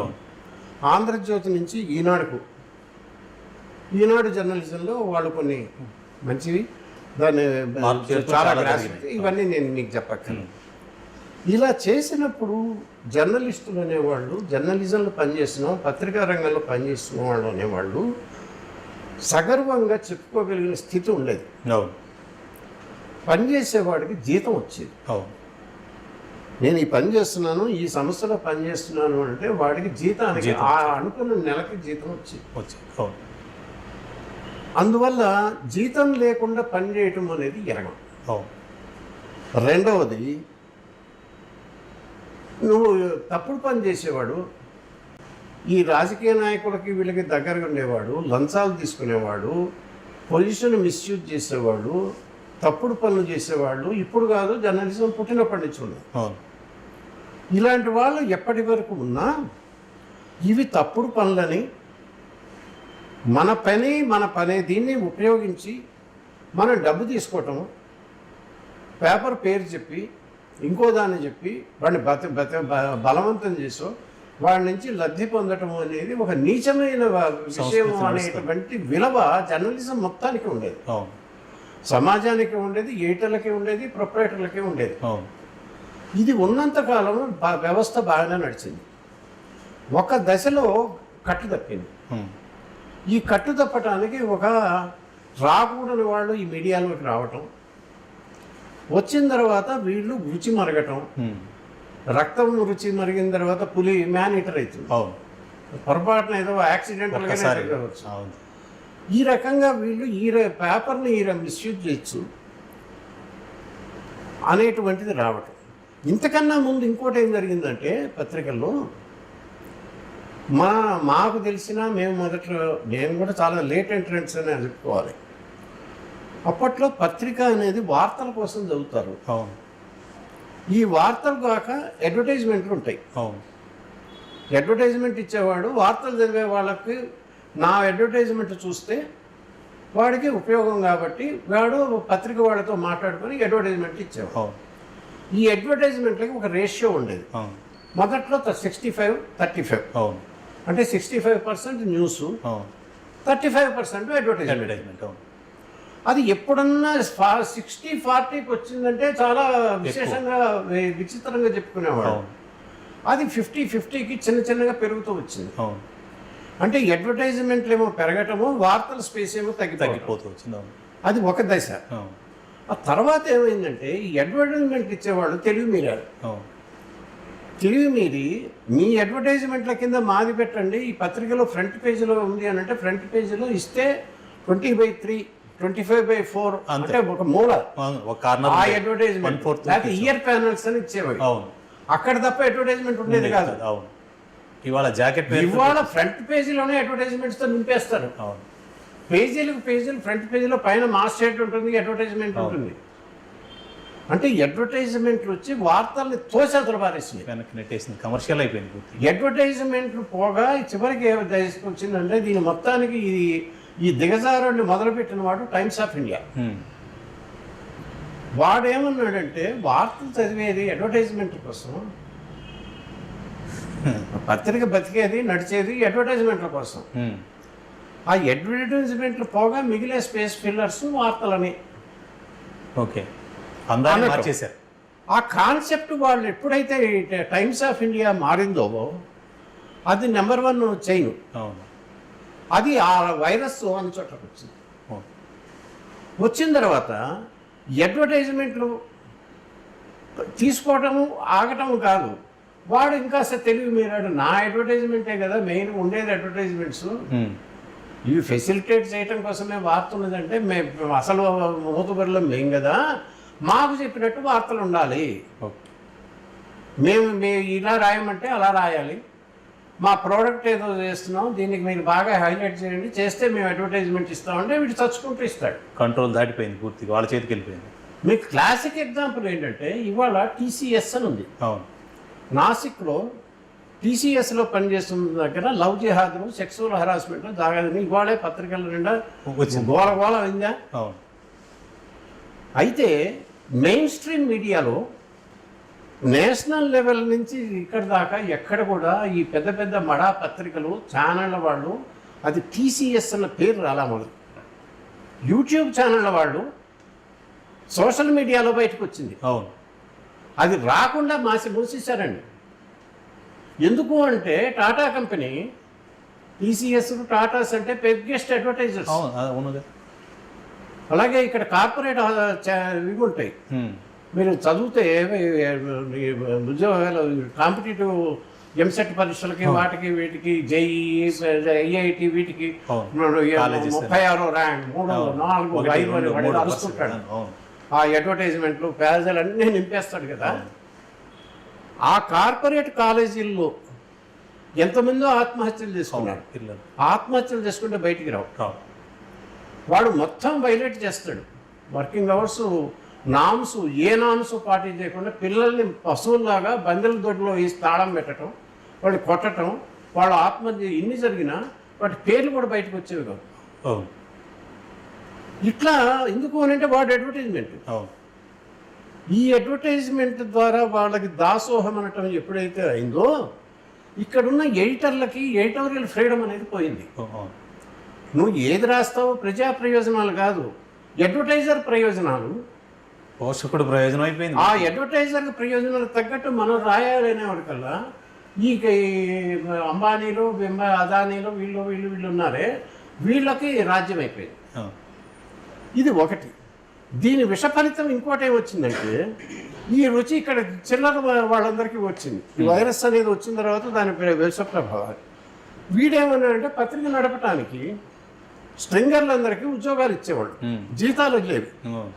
ఈనాడులో విన్నాయన, ఆంధ్రప్రభలో నాకు తెలిసినంతలో, నేను మీకు చెప్పా కదా, ఆంధ్రజ్యోతిలో కూడా నాకు నెలకు 25 రూపాయలు నాకు నెలకు వచ్చేది. స్ట్రింగర్లుగా ఇచ్చేవాళ్ళు. ఇస్తామనేది వచ్చేసింది. లైన్ అకౌంట్ ఇచ్చారు, తర్వాత ఇచ్చారు. అవి ఎగ్గొట్టేసి అడ్వర్టైజ్మెంట్ల రూపంలో మీరు సంపాదించుకోండి అని చెప్పడం. ఓకే, జనం మీదకి వదిలేశారు. జనం మీదకి వదలటం. విలేకరిగా నువ్వు అపాయింట్ చేయాలి అని అంటే నువ్వు ఎంత అయితే ఇస్తావో అడ్వర్టైజ్మెంట్ రూపంలో నీ జీతం ఏమో చల్లేసుకో. మాకు మాత్రం నెలకు ఎంత ఇస్తావు నువ్వు కట్టడం. వాడికి జర్నలిస్ట్ అయిన వాడు బతకాలంటే వాడికి ఎంతో కొంత బతుకు తెరువు కావాలి కదా, కుటుంబం గడవాలిగా. కుటుంబం కోసమే ఎవరైనా ఏం చేసినా, ఎవరు చేసినా, ఎయిటర్ అయినా, చపరాసి అయినా వాడి పిల్లని పోషించుకోవటానికి వస్తాడు. సమాజాన్ని ఉద్ధరించడానికి, ప్రజా ప్రయోజనం కాదు. కానీ ఒక పని ఏంటో అప్పచెప్పిన తర్వాత ఆ పని వృత్తి ధర్మానికి న్యాయం చేయాలి. అలా చేయాల్సినప్పుడు మనకు కావాల్సిన ఉద్యోగం కదా, జీతం కదా.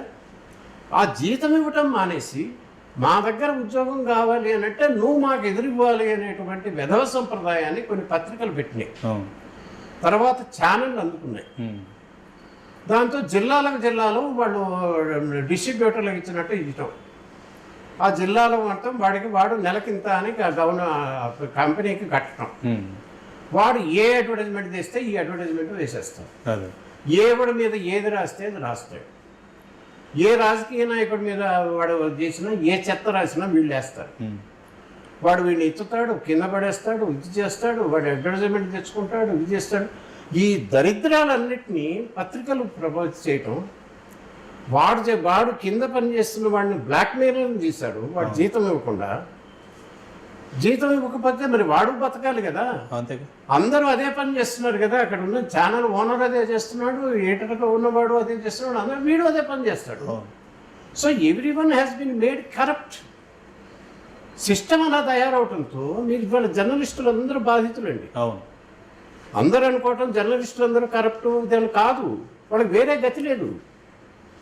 వాడు చేతికి ఒక గొట్టం ఇస్తాడు, మైక్ ఇస్తాడు, ఇది పోయి ఇక నీ ఇష్టం అంటాడు. అది పోతే అవి ఉపయోగించుకొని వాడు పిల్లల్ని సంపాదించుకోవాలంటే అందుకని వీళ్ళందరూ బ్లాక్మెయిలర్లు అయ్యారు. ఇదంతా ఒక పెద్ద విషస్ ఇది కదా. అందుకని మీ జర్నలిస్టులు ఎక్కడ వస్తారంటే, జర్నలిస్టుల యూనియన్ మీరు అడిగిన ప్రశ్న ఇది నేపథ్యం.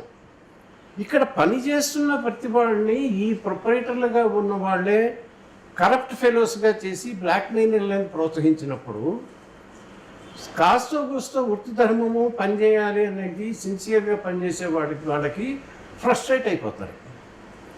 ఒకవేళ ఎవడన్నా ఉండి నేను మరి తప్పుడు పనులు చేయను, ఎక్కడో చదువుకున్నా, నేను వృత్తి ధర్మాన్ని చక్కగా నిర్వహిస్తా, న్యూస్గా ప్రజెంట్ చేస్తా, ఎక్కడున్న వార్తలైనా నేను తీసుకొచ్చి పెడతాను అంటే వాడు అసలు రాసి బయటికి రావు.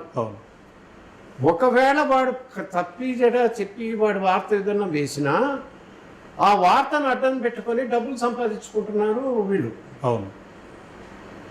ఇలాంటి పరిస్థితుల్లో ఒక వార్త ఎవడన్నా కనుక వేస్తే, ఒక ఇండిపెండెంట్గా ఎవడన్నా కనుక పనిచేస్తే, ఆ పని చేసిన వాడు దానికి కనుక ప్రతిఫలంగా ఇక్కడ ఉన్న కార్పొరేటర్కి కోపం వచ్చినా, గల్లీ లీడర్కి కోపం వచ్చినా, ఎవడికి కోపం వచ్చినా వీడి ఉద్యోగం పోతుంది. వీడు కనుక వాడికి చెప్పాల్సిన వాడికి ఫోన్ చేశాడంటే ఎవడో వాడిని తీసి పడేస్తాడు. దాంతో ఈ రాజకీయ నాయకులు, పార్టీల వాళ్ళు ప్రతి పార్టీకి, ప్రతి పత్రికకి, ప్రతి మీడియా ఛానల్కి ఏదో ఒక పార్టీతో, గవర్నమెంట్లో ఉన్న వాళ్ళతో సంబంధాలు నిప్పట్టాయి. సర్కారీ జర్నలిస్టులను మాట రాశాను. 1995లో చంద్రబాబు నాయుడు రామారావు ఆపరేషన్ అయిపోయిన తర్వాత, ఈయన మొదటిసారి ఇది అయిన తర్వాత ఇది మొదలైంది. సర్కారీ జర్నలిస్టులో నా వీక్ పాయింట్లో కాలం రాశారు. అందులో ఆయన కొత్తగా ముఖ్యమంత్రి అయిన తర్వాత చంద్రబాబు నాయుడు ఆయన విదేశ పర్యటనకు వెళ్తే ఒక ఇద్దరు మంచి నాయకులు ఇప్పటికీ ఉన్నారు, నాయకులుగా, జర్నలిస్టు నాయకులుగా విజయవాడలో. ఆ ముఖ్యమంత్రి వెనక ఆయనకి సూట్ కేసులు కూడా వీళ్ళు పట్టుకొని పోయి ఆయన అమ్మడే వెళ్ళారు. అలా చాలామంది లాభం పొందారు. వీళ్ళు సర్కారీ జర్నలిస్టులు కొత్తగా వచ్చిందయా అని నేను అప్పుడు హ్యూమరస్గా రాశాను. అది అయిపోయిన తర్వాత అక్కడప్పుడు మొదలైంది. ఇప్పుడు నేను అంటున్న 30 years కింద, ఇవాళ అది వటవృక్షం అయింది. ఈ సర్కారీ జర్నలిస్టులు పత్రికలకి ఏంటంటే, ప్రభుత్వాలు రాష్ట్ర ప్రభుత్వంలోనైనా సెంట్రల్లోనైనా మనకి ఇదేంటంటే ప్రతి 5 ఏళ్లకు ఒకసారి ఒకడు అధికారంలోకి వస్తాడు, ఒక గవర్నమెంట్ వస్తుంది. వీడిని చూసి ఓటేయరు. వీడికి అంతకు ముందు ఉన్నవాడు ఉన్నాడు, వాడు చేయాల్సిన ఎదవపనులన్నీ చేస్తాడు, కుంభకోణాలు చేస్తాడు, పీల్చి పెడతాడు. వాడి బారిని చూసి వాడి మీద వ్యతిరేకత కొద్దీ ఆల్టర్నేటివ్ ఎవడు అంటే వీడికి వేస్తాడు. వీడు అదే పని చేస్తాడు. అందుకని 5 ఏళ్ళకి వీడి మీద మొహం మొత్తుతుంది. మళ్ళీ ఇంకోడెవడు లేడు, మళ్ళీ ఆ వెనకవాడు ఉన్నాడు, వాడు వస్తాడు. అవును. దీంతో ఏమవుతున్నదంటే 5 ఏళ్లకు ఒకసారి గవర్నమెంట్లు మారుతున్నాయి ఆ, వంతుల వారీగా. అవును. అంతే కదా, అది పోతే ఇది కొనసాగుతుంది. పోతే అది. మన ఇంకో ఆల్టర్నేటివ్ ఆల్టర్నేటివ్ లేదు, ఉన్నదే. జనం ఏం చేస్తారు? అవును. ఈ జర్నలిస్టుల్లో కూడా సర్కారీ జర్నలిస్టులు బ్యాచ్ తయారైంది. ఓకే. ఈ పార్టీకి అధికారంలో ఉన్నవాడు, ఈ పార్టీకి సన్నిహితంగా ఉన్నవాడు, లేకపోతే ఆ కులానికి, ఆ కుల మీడియాకు ఏదో ఉన్నాయి కదా, అవును. పార్టీనో ప్రాంతమో ఐడియాలజీయో దీన్ని పెట్టో ఒక బ్యాచ్ అంతా ఒక పార్టీకి కనెక్ట్ అవుతారు. ఈ పార్టీ అధికారంలోకి రాగానే వీళ్ళకి పదవులు వచ్చేస్తాయి. అవును. అడ్వైజర్ టు గవర్నమెంట్, ఉమ్. లేకపోతే ఇంకా ఉంటాయి కదా అవును. రకరకాల అవును. మీడియా, అది అకాడమీలో ఇవి ఏదో ఒక పోస్టులన్నీ వాళ్ళు అనుభవిస్తారు. ఉమ్. 5 ఏళ్ళు నడుస్తుంది, ఉమ్. ఆ గవర్నమెంట్ పోతుంది, వీళ్ళందరూ పాపం కావాల్సినవేవో సంపాదించుకుంటారు. అవును. అది అవ్వగానే ఇంకోటి వాళ్ళకి అధికారం వస్తుంది. అందుకని ఈ గవర్నమెంట్లు మారుతున్నట్టు సర్కారీ జర్నలిస్టులు కూడా టర్నుల కొద్దీ మారుతున్నారు. అవును. దీనివల్ల ఏమవుతుంటే అసలు జర్నలిజం ఉంది కదా, అవును. మీరు అధికారంలో ఉన్నవాడిని పట్టుకుంటే వీడు రాగానే నీకు పదవులు అంటే ఎంతమందికి వస్తాయండి? 5గురికి వస్తాయి, 10 6 మంది అంతే. కానీ జర్నలిస్టులు అనేవాడు వేల సంఖ్యలో ఉన్నారు. అవును. వేల సంఖ్యలో మీడియా లెవెల్లో, మండల లెవెల్లో, గ్రామ లెవెల్లో అధికారంలో ఉన్న వాళ్ళతో అవి ఫైట్ చేసేవాడు, ఎదుర్కొనేవాడు మామూలు జర్నలిస్టు. ఉమ్. వాడు మీడియాకో, ఛానల్కో, పత్రికకో పనిచేస్తూ మామూలు వాడు అష్ట కష్టాలు పడతాడు. వాడికి జర్నలిస్టుని అనిపించుకోవాలని ఒక తేటా దోలో లేకపోతే యాంబిషన్ ఏదో ఉంది. ఉంటుంది. అవును. అలా వచ్చిన వాళ్ళల్లో పనికొచ్చే వాళ్ళు ఇప్పటికీ చాలా మంది ఉన్నారండి. అవును. All journalists are not corrupt. కానీ సిన్సియర్ ఎలిమెంట్స్ పనికొచ్చేవాళ్ళు వృద్ధిలోకి రావాలన్న వాడికేమో ప్రోత్సాహం లేదు. అలా ప్రోత్సాహం ఇచ్చిన వాడు పనిచేస్తే వాడినేమో అర్జెంటుగా ఉద్యోగంలో వచ్చేమో ఓడగొడితే కాపాడాల్సింది ఎవరు? యూనియన్లు. ఉమ్. అంతే కదా, జర్నలిస్ట్ యూనియన్ ఉందయ్యా, మా దగ్గర ఇక్కడ పనిచేస్తున్నాడు, వీడిని ఎందుకు ఉద్యోగంలో తీసేశారు, మేము ఊరుకోమని అనగలగాలి కదా. అవును. అందుకు కదా ఉండేది. అవును. ఆ పని చేయగలుగుతున్నారా? లేదు. ఎందుకు లేదు అని అంటే మెయిన్ ఏంటంటే ఎవరికి ఉద్యోగ పత్రాలు ఉండవు, అపాయింట్మెంట్ లెటర్లు ఉండవు. అవును. దరిద్రాలన్నీ, అన్ని దరిద్రాలు ఈ మీడియాలోనే ఉన్నాయి. అవును. మీరు ఏ రంగంలో ఉన్న వాళ్ళకి జరిగే అన్యాయాల గురించి అయినా మాట్లాడేది, సమాజంలో వెలికి తీసేది జర్నలిస్టులు, మీడియా. అవును. కానీ మీడియాకే దిక్కులేదు. అవును. అక్కడ వాటికి ఈ అన్యాయం, ఆ అన్యాయం, నీకు జరిగే అన్యాయం ఎవరికి చెప్పుకుంటావు? ఏ ఒక్కడికి ఎంతమందికి అపాయింట్మెంట్ లెటర్లు ఇస్తున్నారు? ఎక్కడా లేదు. జీతం ఎంతమందికి రెగ్యులర్గా ఇచ్చి ఒక పే బిల్లు, పే స్లిప్ ఇస్తున్నారా? ఏదో ఎవరికో మామూలు రౌడీకి మామూలు ఇచ్చినట్టు వాడు అకౌంట్లో పడేస్తారు, అవును. లేకపోతే డబ్బులు కవర్లో పెట్టి ఇస్తుంటాడు. అవును. గతి లేదు కాబట్టి, బతకాలి కాబట్టి ఎంతమంది వసూలుమంటున్నారండి? అంటే నేను చూస్తున్నది ఒక రకంగా చూస్తే ఇంత దిగజారుడుతనం ఉన్నందుకు సిగ్గుపడాలి. కానీ మీడియా ప్రొఫెషన్లో ఇవాళ పిల్లలు ఎంతోమంది వచ్చారు, అవును. కొత్త జర్నలిస్టులు వచ్చారు, వాళ్ళందరికీ ఉత్సాహం ఉంది, ఏదో చేయాలనే స్పిరిట్ ఉంది, చదువుకున్న వాళ్ళు వచ్చారు. వీళ్ళందరి మొహానేమో తెలిసి తెలియకుండా ప్రతివాడు బ్లాక్ మెయిలర్గానేమో ముద్రేస్తారు. లేదురా బాబు, మాకు ఉంది, మేము చదువుకున్నాం, మేము మా టాలెంట్ని చూపిస్తాం, మాకు అవకాశాలు ఏమంటే ఇచ్చే పరిస్థితి లేకపోతే ఇది ఎవరు తీర్చాలండి? ప్రొపరేటర్లు తీరుస్తారా? తీర్చారు. వాళ్ళని తీరుస్తారు. ఇది సీరియస్గా సమాజం ఆలోచించాల్సిన ప్రశ్న, సివిల్ సొసైటీ ముందున్న ప్రశ్న. ఇందుకనే మీడియా దిగజారింది. ఈ మిగతా మీడియా దిగజారుడు అనేది సమాజానికి సంబంధించిన సమస్య, జర్నలిస్టుల సమస్య కాదు. సొసైటీని జర్నలిస్టులు పనిచేయడానికి ఇవాళ కూడా సిద్ధంగా ఉన్నారండి. అవును. కరప్ట్ ఫెలోస్ ఉండొచ్చు, ఫోర్స్ఫుల్గా మీరు కరప్షన్లోకి దింపారు. కానీ అవును. మీరు నెలలా జీతం ఇస్తాము, మీకు ఉద్యోగ భద్రత ఇస్తాము, ఐడి కార్డులు ఇస్తాం, మీకు ఏదైనా వస్తే మేము చూసుకుంటాం అనేది ఉందా? అన్నిటికన్నా మించి ఏంటంటే ఇప్పుడు ఒకటి, నేను ఉన్నప్పుడు ఇవన్నీ దిగజారులు ఎప్పుడో అయినాయి, ఇప్పుడే కొత్తగా ఈ మధ్య కాలంలో వచ్చింది కాదు. నేను ఈ న్యూస్ బ్యూరోలో ఇవి టేకప్ చేశానని చెప్పాను కదా, అప్పుడు కూడా ఏంటంటే ఎవరి మీదన్నా వాడు వార్త రాస్తే వాడికో మండుతుంది, వాడు కేసు పెడతాడు, లీగల్ నోటీస్ ఇస్తాడు, లేకపోతే ఆఫీస్ మీదకి పోయి బూతులు తడతాడు, ఇంకా ఉత్సాహవంతుడైతే దాడి చేస్తాడు. ఇట్లాంటివి ఏదో అవుతాయి. ఒక లాయర్ నోటీసు కేసు పోతుంది. ఇది వచ్చింది అన్న వెంటనే ఆ జర్నలిస్ట్ని అయితే ఉద్యోగం పీకేయటం, నువ్వు పోయి వాడితో సెటిల్ చేసుకో, అది అయిన తర్వాత నీకు ఉద్యోగం ఇస్తాము, నీ మీద వాడితో కేసు వచ్చింది, కంప్లైంట్ వచ్చింది అనేవాడు కదా. వాడు పోయి సార్ నా ఉద్యోగం పోతుందని వాడి కాళ్ళు పట్టుకోవటమా, ఇంకోటి చేయటమా, సరెండర్ అవ్వాలి. ఎవడన్నా ఏదన్నా పని చేసి వార్త కనుక వస్తే పత్రిక మొత్తము వాడి పక్కన నిలబడితే వాడు ఎవరి కోసం చేశాడు? వాడి ఉద్యోగం వాడికే, ఎవరితో కక్ష నుండి చేస్తే అవి మీరు ఎంటర్టైన్ చేయకండి. వాడి బాధ్యతని, వాడి వృత్తి ధర్మాన్ని వాడు గుర్తించి ప్రజా ప్రయోజనాలకు జరుగుతున్న నష్టానికి గుర్తించి దాన్ని బయటికి తెస్తే వాడిని సపోర్ట్ చేయాల్సిన బాధ్యత పత్రికా యాజమాన్యాన్ని.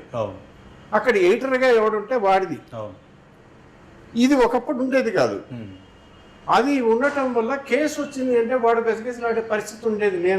నా సక్సెస్ అక్కడ అదే ఆంధ్రప్రభలో కానీ తర్వాత ఆంధ్రభూమిలో కానీ నేను చెప్పింది ఒకటే, రిపోర్టర్లకి, నా రిపోర్టర్కి, గురే నీ మీద ఎవడు కేసు పెట్టలేదంటే నువ్వు యూస్లెస్ ఫెలో అని నేను చెప్పేవాడిని.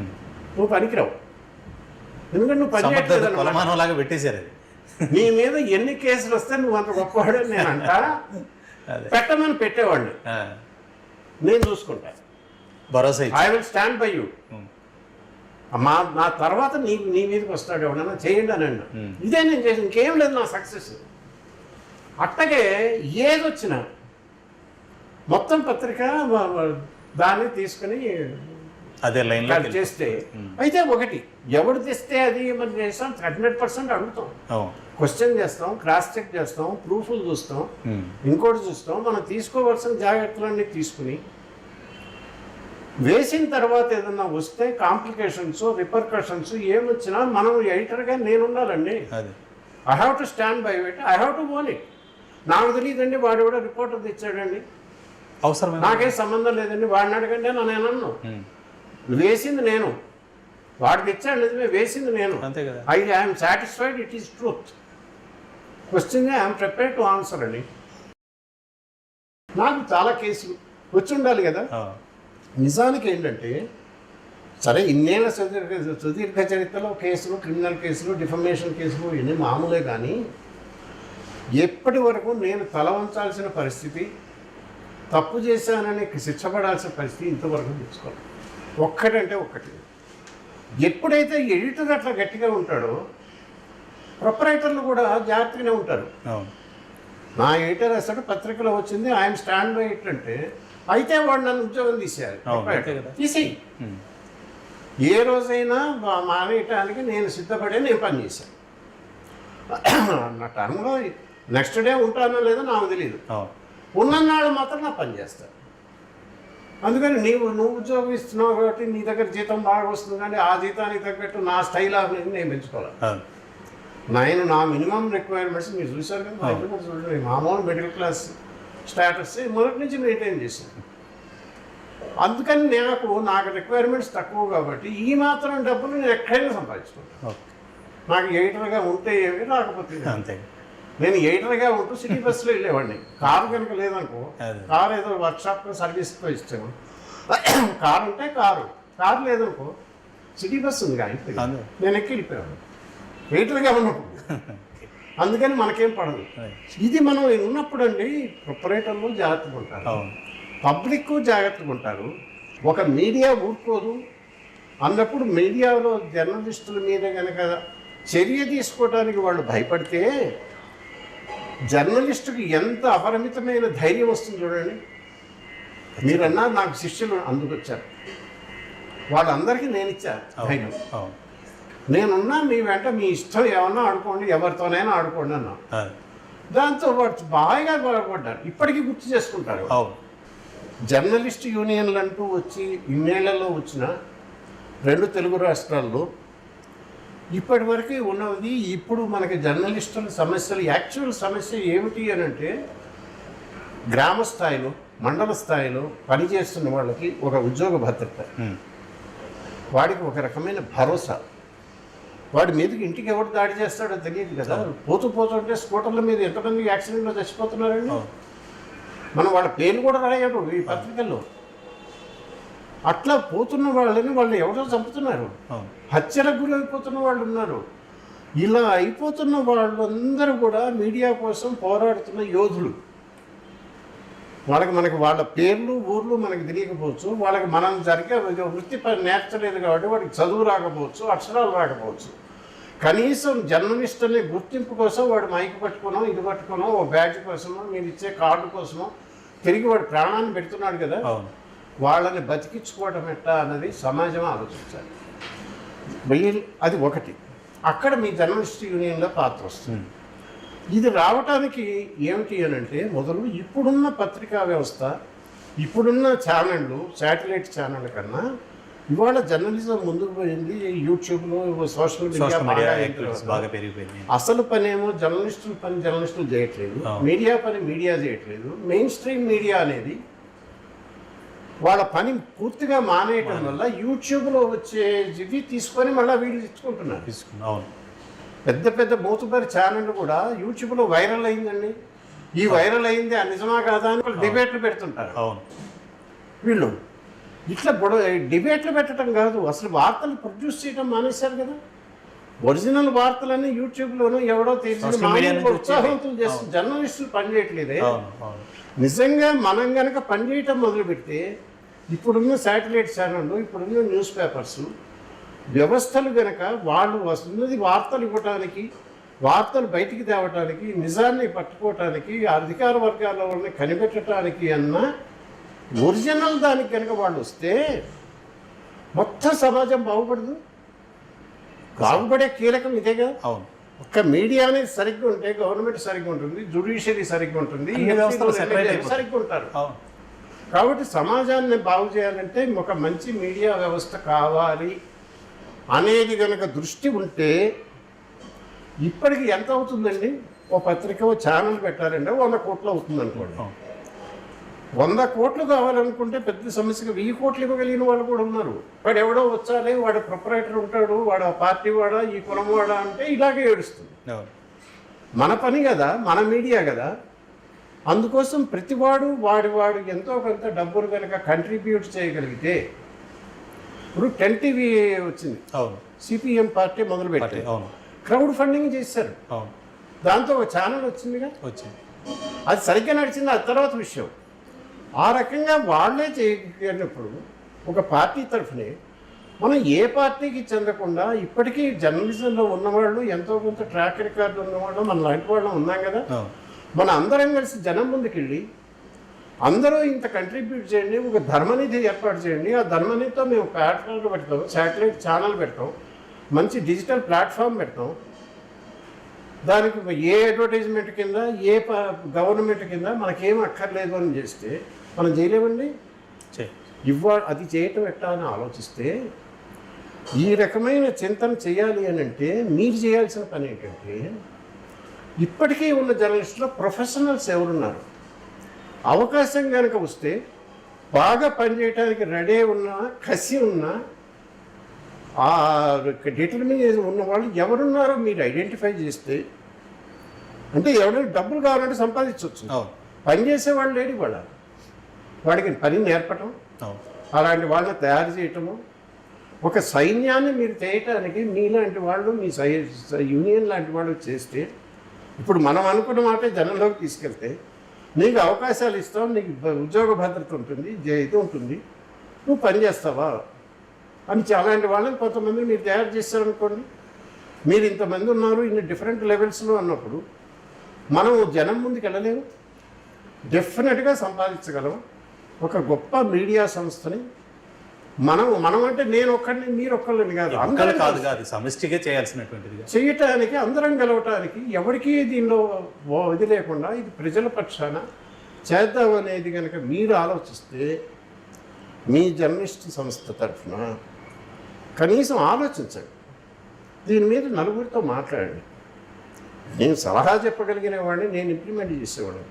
మన వంతు ఏదైనా మనం చేయవచ్చు. మీరు అంటే ఇప్పటికీ కూడా ఇంత యాక్టివ్గా ఉన్నారు, ఇప్పుడు ఫ్యూచర్ ప్లాన్ ఏంటి? ఇప్పుడు మీరు దీనికి సంబంధించి అంటే ఇక ఏమైనా ఆలోచన చేస్తున్నారా? మా వైపు నుంచి కూడా మేము సహకరించడానికి సిద్ధంగా ఉన్నాం. యూనియన్ వైపు నుంచి మీరు ఏదైనా సరే ఒక పార్ట్ ఈ జర్నలిజాన్ని అంటే ఇప్పుడున్నటువంటి దశ నుంచి బయటికి తీసుకురావడానికి ఒక ప్రయత్నం ఏదైనా చేసేట్లయితే అలాంటిది ఏదైనా ఆలోచన ఉందా? రిటైర్ అయింది నేనేమి విశ్రాంతికి ఉత్సాహం లేక కాదు, వేరే కారణం ఉండి కాదు, ఎవడో పొమ్మని కాదు. ఆ. అది చేయటానికి బోలెడు పని ఉంది. ఉమ్. పని చేయాలి కాబట్టి అంతో కొంత మనం చేసిన పని ఇప్పుడు పత్రిక అంటే పత్రిక పేపరు దీనికి కొంత బాధ్యతలు దానికి చేసాం. ఇక సమాజం తరఫున ఇంకేదన్నా ఉన్న బతికి ఎంత బతుకుతామో ఏదన్నా చేద్దామని నేను మానేశాను. ఉమ్. అదేదో నేను చేస్తూనే ఉన్నా. ఈ 9 ఏళ్ళుగా నేను చేసినది నిజానికి నా పాపులారిటీ కూడా ఆంధ్రభూమి ఎడిటర్గా నేను ఇన్నేళ్ళు జర్నలిజంలో ఉన్నప్పుడు నాకు తెలిసిన మనుషులు నాకున్న పేరు ఇది ఒక ఎత్తు అయితే ఇప్పుడు అంతకన్నా ఎక్కువ వచ్చింది నాకు. అవును. ఎక్కడికి పోయినా జనం గుర్తుపడతారు. గుర్తుపడతారు. నా ఐడియాలజీ ఏంటో నా ఏంటో చిన్నపిల్లలు ఉమ్. నేను 30 ఏళ్ల కింద రాసిన ఏటూరిలో కూడా చదివింది అప్పుడు వాళ్ళు పుట్టుండదు. పుట్టుండదు. అవును. నేను నిన్న మొన్న చేసిన వీడియోలు చూసి విని ప్రభావితులై నన్ను గుర్తుపడితే ఎక్కడికి పోయినా పలకరించే వాళ్ళు ఎక్కువయ్యారు. అవును. సో నేను చేసే పని నేను చేస్తున్నాను, నా పని నాకున్నది. కానీ బేసిక్గా జర్నలిస్టుని కాబట్టి జర్నలిస్ట్గానే వచ్చాను కనుక నాకు మనిషిగా అన్నం పెట్టింది, నేను నమ్ముకున్నది, నన్ను పైకి తెచ్చింది జర్నలిజం. నాకు ఒక బాధ్యత ఉంది. ఉమ్. ఇవాళ జర్నలిజం ఉన్న పరిస్థితిని చూసి నేను సిగ్గుపట్టడం ఎంత వాస్తవమో ఈ పరిస్థితి చూసి చిట్టి ఊరుకోవటం కాదు, దీన్ని బాగు చేయాలి, బాగు చేయటం సాధ్యమే అని నమ్ముతున్నా కనుక కొత్త వ్యవస్థని ఏ జర్నలిజంలో మంచిని నేను చూశానో అప్పటి మంచి రోజుల్ని మళ్ళా తెచ్చి మళ్ళా పాత విలువల్ని పునరుద్ధరించి ఒక రెస్పాన్సిబుల్ మీడియా అంటే ఎలా ఉంటుందో చేయటానికి చేయిస్తే బాగుంటుంది అని నాకున్నది. విన్నారు కదా, సీనియర్ జర్నలిస్ట్ ప్రస్తుతం ఎంవీఆర్ శాస్త్రి గారి అభిప్రాయాలు. జర్నలిజానికి ఉన్నటువంటి భవిష్యత్తు మీద ఆయన ఈ రోజుకి కూడా ఎంత ఆశావహంగా ఉన్నారనేది మనకి ఈ మాటల ద్వారా స్పష్టమవుతోంది. ఆయన తయారు చేసినటువంటి శిష్యులు దేశవ్యాప్తంగా కూడా ఈరోజు కీలకమైనటువంటి రంగాల్లో కూడా పనిచేస్తున్నటువంటి పరిస్థితి మనం చూస్తూ ఉన్నాం. ఇలాంటి స్థితిలో నిజంగా జర్నలిజం పూర్తిగా దిగజారిపోయింది, రకరకాల విమర్శలు చేసేదానికంటే కూడా దానిని పునరుద్ధరించి మళ్ళీ గాడిలో పెట్టడానికి సమాజం వైపు నుంచి అటు జర్నలిస్టుల వైపు నుంచి కూడా ఒక ప్రయత్నం జరగాల్సినటువంటి ఆవశ్యకత ఎంత ఉందో ఆయన చెప్పారు. అలాగే ఆయన జీవిత ప్రస్థానం మొత్తం కూడా జర్నలిస్ట్గా ఆయన జీవిత ప్రస్థానం మొత్తం కూడా ఇప్పుడు ఈ సందర్భంగా మనకి తెలియజేయడం జరిగింది. మొత్తం మీద ఒక రాబోయే తరానికి ఒక ఇన్స్పైరింగ్ స్టోరీ ఈరోజు ఆయన మాటల్లోనే మీరు తెలుసుకున్నటువంటి ఇది ఉంది. ప్రతి జర్నలిస్ట్కి ఈ స్ఫూర్తిదాయకమైనటువంటి మాటలు ఉపయోగపడతాయని భావిస్తున్నాను. ఇది ఈనాటి కార్యక్రమం. మరో కార్యక్రమంలో కలుద్దాం. అంతవరకు సెలవు. నమస్తే.